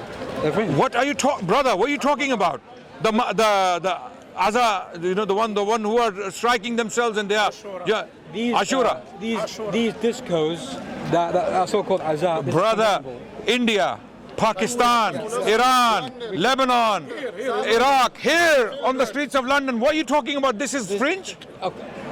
These so-called discos where people are doing like beatbox. Brother, no, I'm not talking about discos. I'm talking about the guy on the mic singing about Ahlul Bayt and the suffering of the Ahlul Bayt in Karbala, and all of them jumping and striking themselves. Yeah, this is wrong though. Why would you mean it's wrong? They're all doing it. No, but you can't deny it. Any form of azza which does hatk or which represents Ahlullah wa Tarab, this is something which ijma' of ulama have made haram. Like all scholars have said, you cannot. So why are your millions of Shia are not listening to your scholars? Look, when they've said it's haram. Who says there's millions? That's your figure. No Imam doing. Brother, Pakistan, India, Bangladesh. Look, okay, wait. Bangladesh, India, Pakistan, Iran. No, Afghanistan is not allowed. Okay, okay, they won't allow it. Okay, they won't allow it. Iran, then Iraq, then Syria, then Lebanon. All of them, they are doing this. All of them are doing this. Basically, brother, don't you think that this is the best chance for you? He has told you, like from your books as well, yeah, to now take a step, yeah, and unite with Sunnis. Brothers, okay. Stop talking about unity. Yeah. Stop lying to yourselves and lying to others. There is no unity possible with people when you have no foundations with. You have no foundations with them. You know, even if Christians, they can come and they can convert. Yeah. What we can do, we can be compassionate and kind to each other. Yes. Okay. Just like we have relationships with Christians and Jews, just like that, we can be kind to the Qadianis. Okay. There's nothing stopping you from being gentle and kind to people. Being compassionate. Now, when you say they are not from your religion, is not a hostile statement. It's a statement of fact. It's not something like we are trying to spread hatred against the Shia. No, with the Shias, they want to believe in all these shenanigans. By all means, believe in worse things. If you want to believe in worse things, believe in worse things. This is a free world. You can believe in what you want. No one can police your mind. No one can get into your brain and stop you thinking. Think what you like. Okay, but don't say that we are all brothers. No, we're not. We are on a different religion. We are on a completely different religion. No, we're not enemies. Yeah. No, enemies when Shias get in power, okay, they will, like Iran, you know, Iran was Sunni. In Syria, you killed the Sunni. Okay, there you go. He's just proving it. So when Shias come to power, Iran was 90% Sunni. Iran, up to the year 1500. 500. No, let me explain. Before Shah Ismail Safavi came in. That's not true. I mean, that's true. That's true, actually. You know that. Yeah. Okay, prove it. Yeah? I'll prove it. And I will prove it. I will prove it. How did the Iranians become Shia? The Iranians became Shia because of Al-Allama al-Hilli, who basically went to Iran during the time. Brother, what are you talking about? Hilli lived in the 13th century. We're talking about the Safavid period in the 16th century. 300 years later. Hilli was alive when Ibn Taymiyyah was alive. I know. And that's exactly my point. He basically came when a Sunni ruler was ruling. Khudabanda. Yes, I know, Khudabanda. Yeah. And Mongol. Yeah. Mongol. It was not Sunni, he was a Mongol. What does that have to do with anything? His race has nothing to do with whether he was a Sunni or not. Tell the full story. Tell the full story. Al-Alam al-Hilli, basically... A Mongol ruler. Yeah, a Mongol ruler. But that was in Afghanistan, not in this was the population. The population. Was in Iran. Yeah, yes. Was in Iran. So it's part of, what's it called? So I'm talking about Iran. Yeah, it was Iran. as well. Iran was 90% Sunni Shafi'i. Iranians, Persians were Sunni Shafi'i. Where'd you get it from? I'll tell you where I got it. Because all the histories, if you pick up histories of Iran from the Middle Ages, before the Safavids, I'll recommend books. Look, I will recommend books. Yeah. I will show you how the Safavids forced. Okay, first of all, wait. Did the Safavids force the Iranian population into Shiaism? Did they or did they not? They tried with Afghanistan. No. Look, If I show you academic books that document this and eyewitness testimonies. And they tried with Afghanistan. There are 3 types of sources. Qazalbash. Okay, yeah. There are 3 types of sources. They are trying it now in Syria. They're trying it now in Yemen. They're trying it right now in Iraq. They wiped out the Sunnis from Baghdad. They were dead. Brother, I'm stating facts that have been documented by human rights organizations. Sure. And okay. Human rights organizations. Wait. Shia. I'm gonna Google right now. Wait. Simple. Yeah. Look. Shia death squads. Yeah. Human rights. Wait. Shia death squads, Iraq. And if there are like... Wait. Okay, number 1, here. Al Jazeera article. Wait.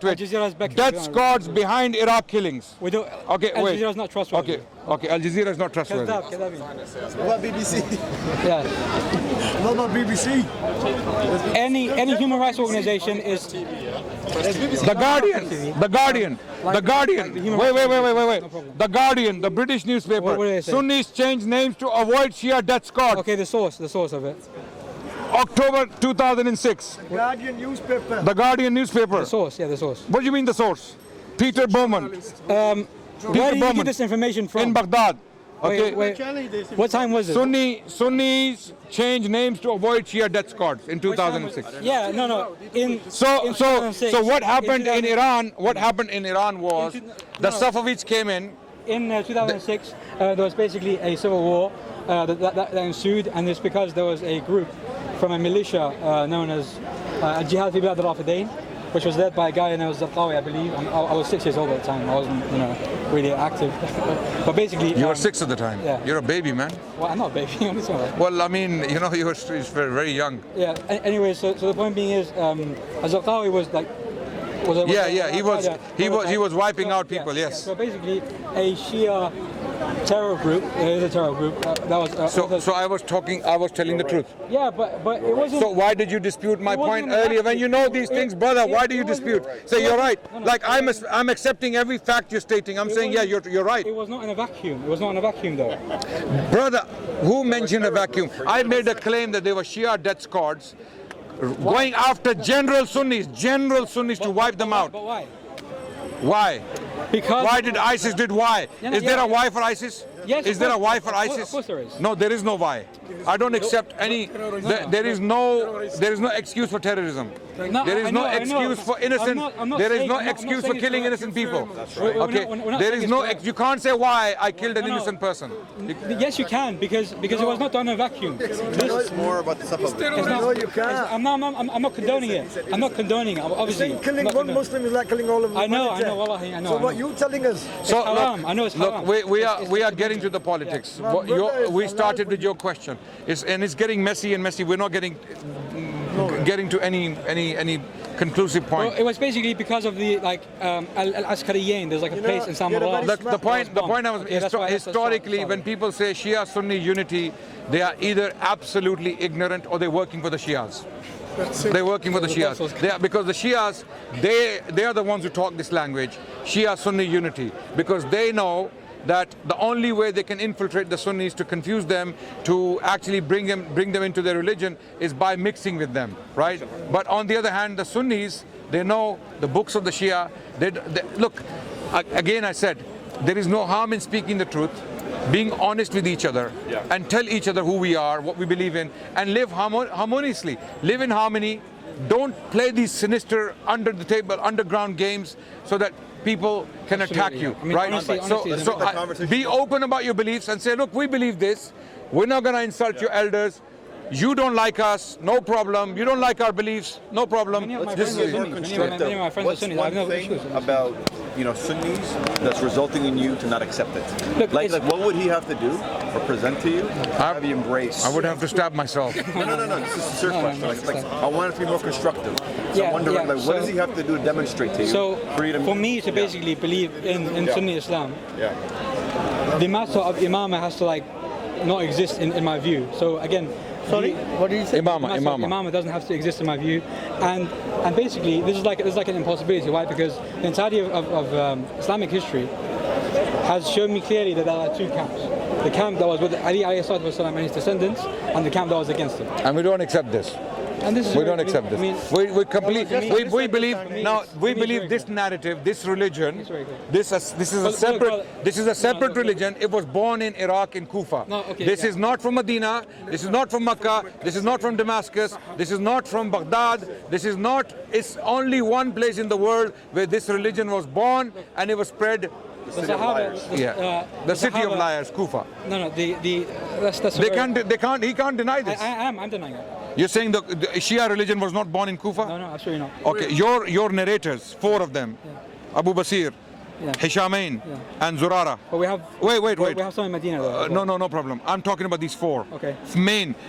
Would you agree if you take these 4 out, majority of the Shia tradition is out? Yeah, of course. Okay, brilliant. Yes. So Shiaism, everyone listening, depends on 4 people. Not it doesn't it does. I'll explain how. It depends on 4 people, their credibility and their authenticity and their truth. If they are truthful, Shia religion is true. If they are liars, Shia religion is a lie. Okay? Because he confirmed that 4 people are the ones who report from 2 imams. Two imams. Wait. I'm going to come to you. You can explain. 2 imams. Imam Ja'far al-Sadiq, Imam Muhammad al-Baqir, both of whom lived in Medina. These 4 narrators, Zurara, Hisham bin Hakam, Hisham bin Salim, and Abu Basir. Hisham bin Salim, Hisham bin Hakam, another as... Wait. Jabir al-Jofi is more... No, okay. I'm not talking about Jabir al-Jofi. I'm not talking about... He's a greater narrator than Hisham bin Hakam, Hisham bin Salim. And it's a greater problem. I will come to that. Right. Wait. Okay, it's a greater problem. Jabir, I'm not even... You're helping me, by the way, now. Okay? So, these 4 people, where do they come from? They are Kufans. Yes. Okay.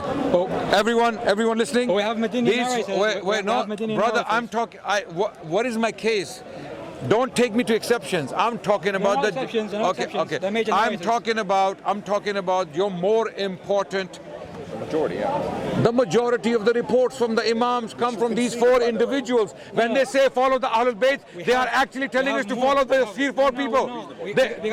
This is the game they play and no one knows about this game. When they come to us, Ahlul Bayt, just like the Christians.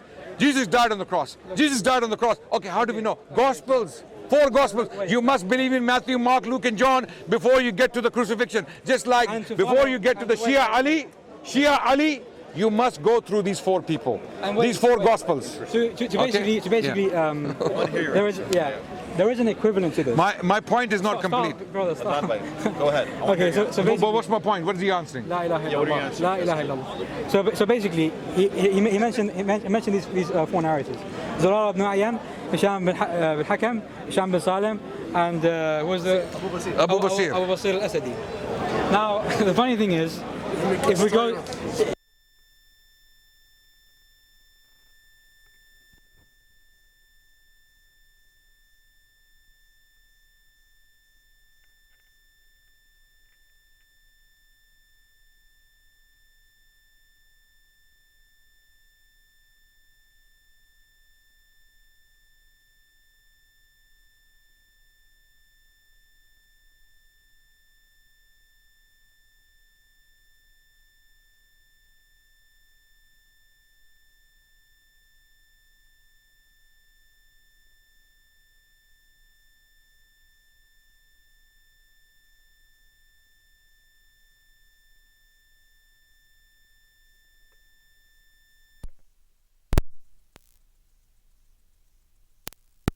not dependent on these four individuals. It's not. I know what you're talking about. I know they are reported. How many? I need to change. A mic, yeah? Now, first of all, there is no comparison between Aisha, Anas bin Malik. Wait, because this is gaslighting. What we do, this is gaslighting. My question is apples, his answer is pears. Okay? Because I asked him to prove the authenticity of your claim that we follow the Ahlul Bayt. We follow the Ahlul Bayt. Okay. Just like the Christians say, we follow Christ. Our Christ is real. Our Christ died on the cross for our sins. Therefore, our Christ is true. And then we go to them. Okay, can you tell us where this Christ is found? They will tell you 4 Gospels. Go to the Gospel of Matthew, Mark, Luke, and John. And when we scrutinize the Gospels, it all breaks apart.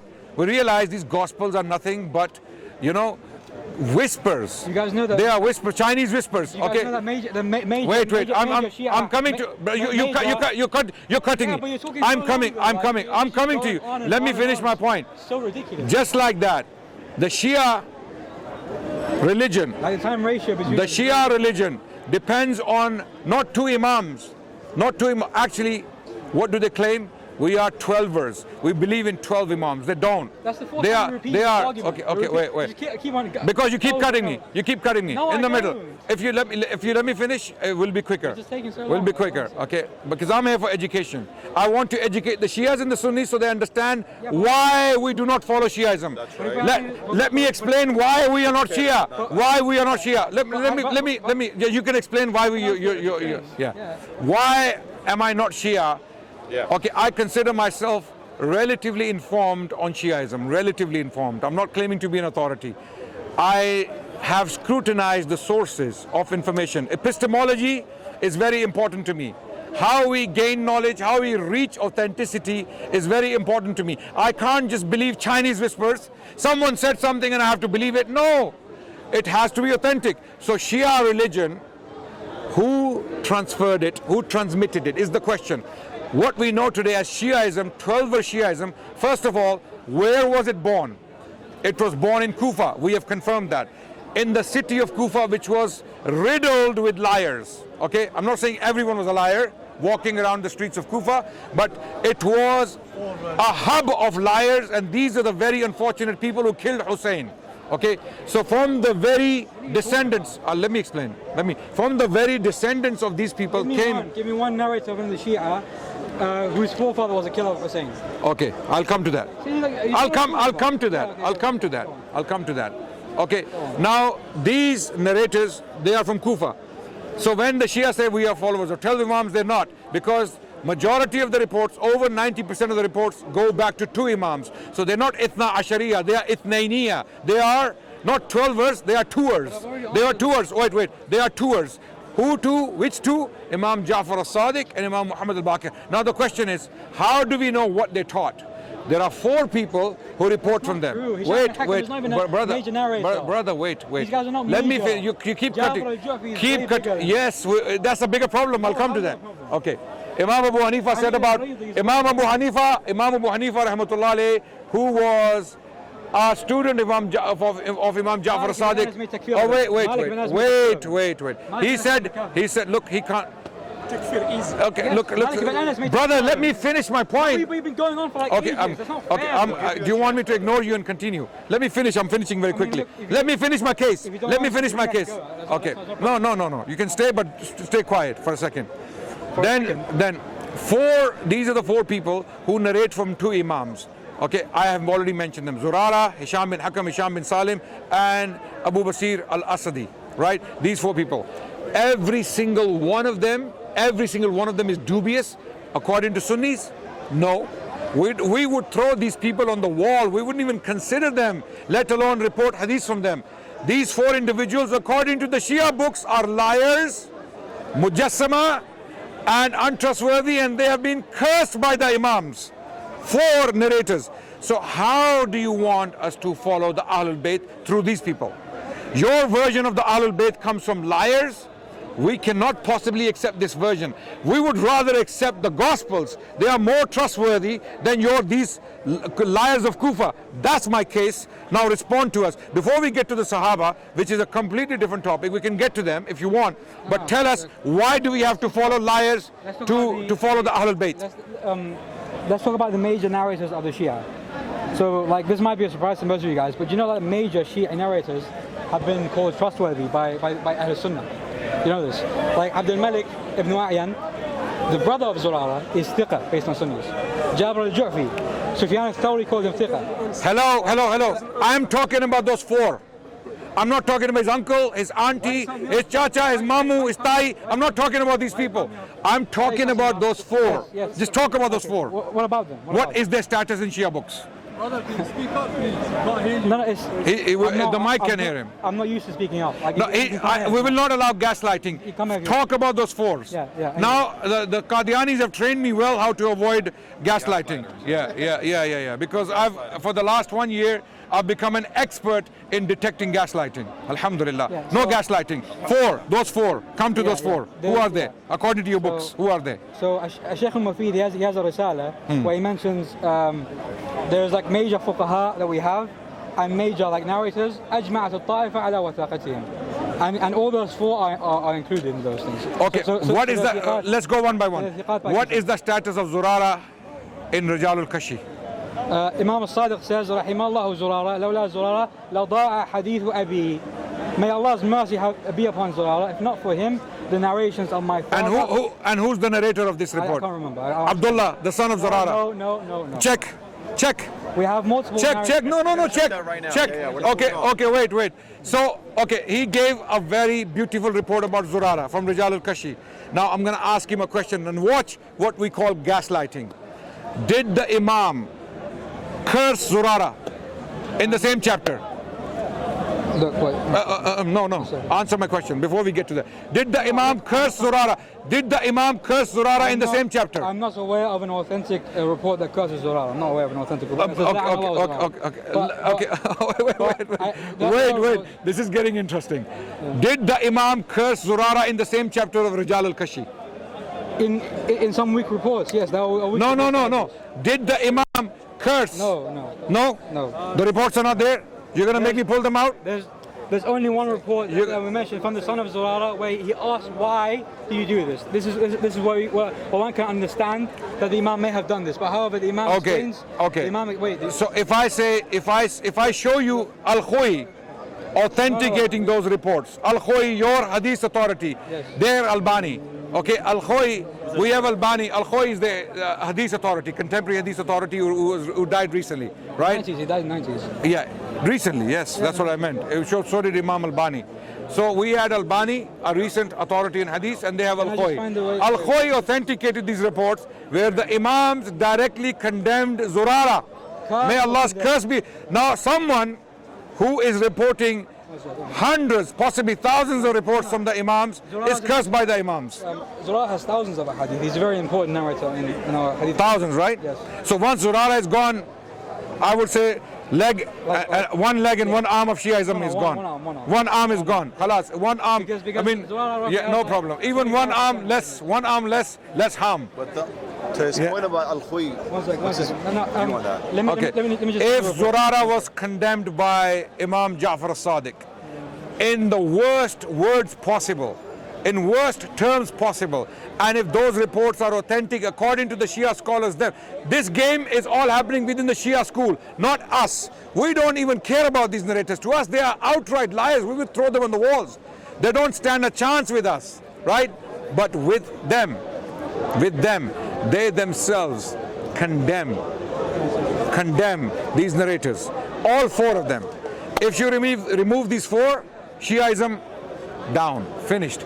So what game do they play? Look, you have Abu Huraira, you have Aisha. No. Wait, the hadith I've just found it. It's from Rijal al-Kashi, and this is a reliable chain. It's been authenticated by Sheikh Asim Muhsini, the student of Sayyid al-Khoi, and he mentions it's Mu'jam al-Hadith al-Mu'tabara. Yeah. Because there's an authentic one and there is not cursing. We'll discuss it. We'll discuss it. No. Bring it. Give it to me. Give it to me. Give it to me. He's saying he's not aware of it. Let us read it. I'm not aware. Let us read it. Is it in Arabic? Okay, Bismillah. رجال الكشي حمدان بن أحمد عن معاوية بن حكيم عن أبي داود المسترك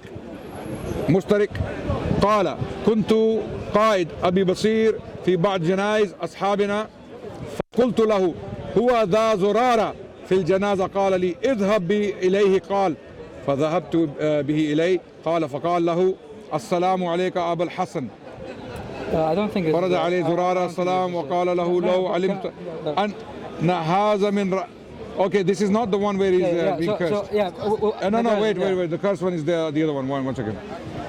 But is it reliable or no? No, we'll check. Yeah. But that book is It's all reliable. Yeah, okay, yes. Yeah, okay. One second. Okay, fine, yes. Yes, great. Because I actually have the same one in front of me. 1 second. But I'm not... So there are reports where the Imam is saying, may Allah have mercy on Zurara. Yes. In other reports, the Imam is saying, may Allah curse him. Ya Allah. No. And they're all authentic. No. Okay. The one with the curse. What would be your advice to people watching you to learn more, and what kind of research should they do to dismantle this ideology? Look, the best way is to learn your sources. Number one, study your own sources first. Okay, there. Before you get into a debate or a discussion, you have to know your sources. Okay, or you have to know their sources. That's when you can actually make sense. This is when you can actually make sense to people why you are not Shia. Okay, if they have the truth, why are we rejecting it? Why would we reject the truth? My question was, what advice would you have for Shia people? A thought-provoking exercise for them. Look, for the Shia, if they were listening to this dialogue, precisely. Okay, we mentioned few things that are absolutely crazy. They are crazy beliefs. How can you believe that Umar killed Fatima and then worked with him and gave his daughter to him? Or even if Umar took his daughter by force, which is what this brother had the audacity to say. How is that even possible? Ali bin Abi Talib, okay, even in Taqiyya, it is not allowed. And the only argument they can come with is that he was doing it for the greater good of the Ummah. What good came from it? No good came of it. He himself got killed by a Khariji, radiyallahu an, karramallahu wajh. Okay, so we tell the Shias, think about these things. Don't ignore Hassan's bay'ah with Muawiyah. If Hassan gave bay'ah to Muawiyah, only this question, actually two questions, I would advise the Shias to research. Two questions. If Hassan gave bay'ah, not sulh, I'm not talking about sulh, I'm talking about if Hassan gave bay'ah, pledge of allegiance to Muawiyah, your religion is false. Number one. Your religion is absolutely false. If that's true, and if that's not true, don't listen to me. Don't worry about it. Okay. Question number two, you need to research. If those four people I mentioned, Zurara, Hisham bin Hakam, Hisham bin Salim, and Abu Basir al-Asadi, if these four individuals are liars and untrustworthy, even by a fraction, your religion is false. Because your religion is not coming from 2 Imams or 12 Imams. Your religion is coming from these 4 people of Kufa. They are the ones who attributed tons of reports to these 2 Imams and delivered this religion to you, collected by people like Muhammad bin Yaqub al-Kulaini, died in 324 Hijri. No, 329. He died 329 or 324? 329. 329 Hijri. Okay, doesn't matter. 320s, right? So the point is, Shia people, we have nothing but compassion and sympathy. Just research these 2 questions. If I am right that Hassan gave bay'ah to Muawiyah, your religion is false. Your religion is false. If it's true, because it doesn't make sense. How would Hassan, Imam Masoom, give bay'ah to a kafir? Exactly. It's gone. Number 2, if those people are those 4 people are liars who attributed all these reports to the Imams, then your entire religion is a lie. This is why we do not follow Shiaism. That's it. I have to go and pray Asr. I have to end now. Thank you so much. Jazakallah khair. Thank you for the civil conversation. I know we got passionate, but it's all for good. It's all for good. Thank you so much. No worries. Thank you. Thank you. I'm going to have to pray. Already late.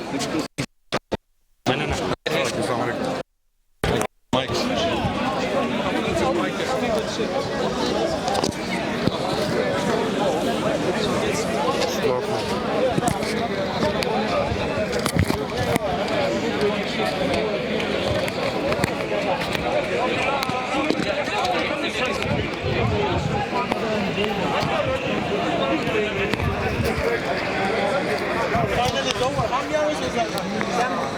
long was it? 2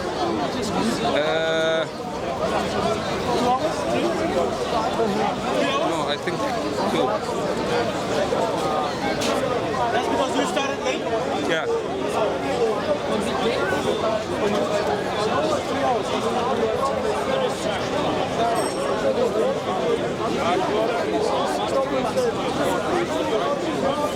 Yes,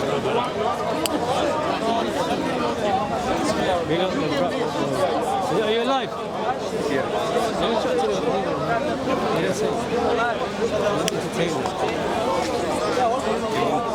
Make sure you subscribe, really.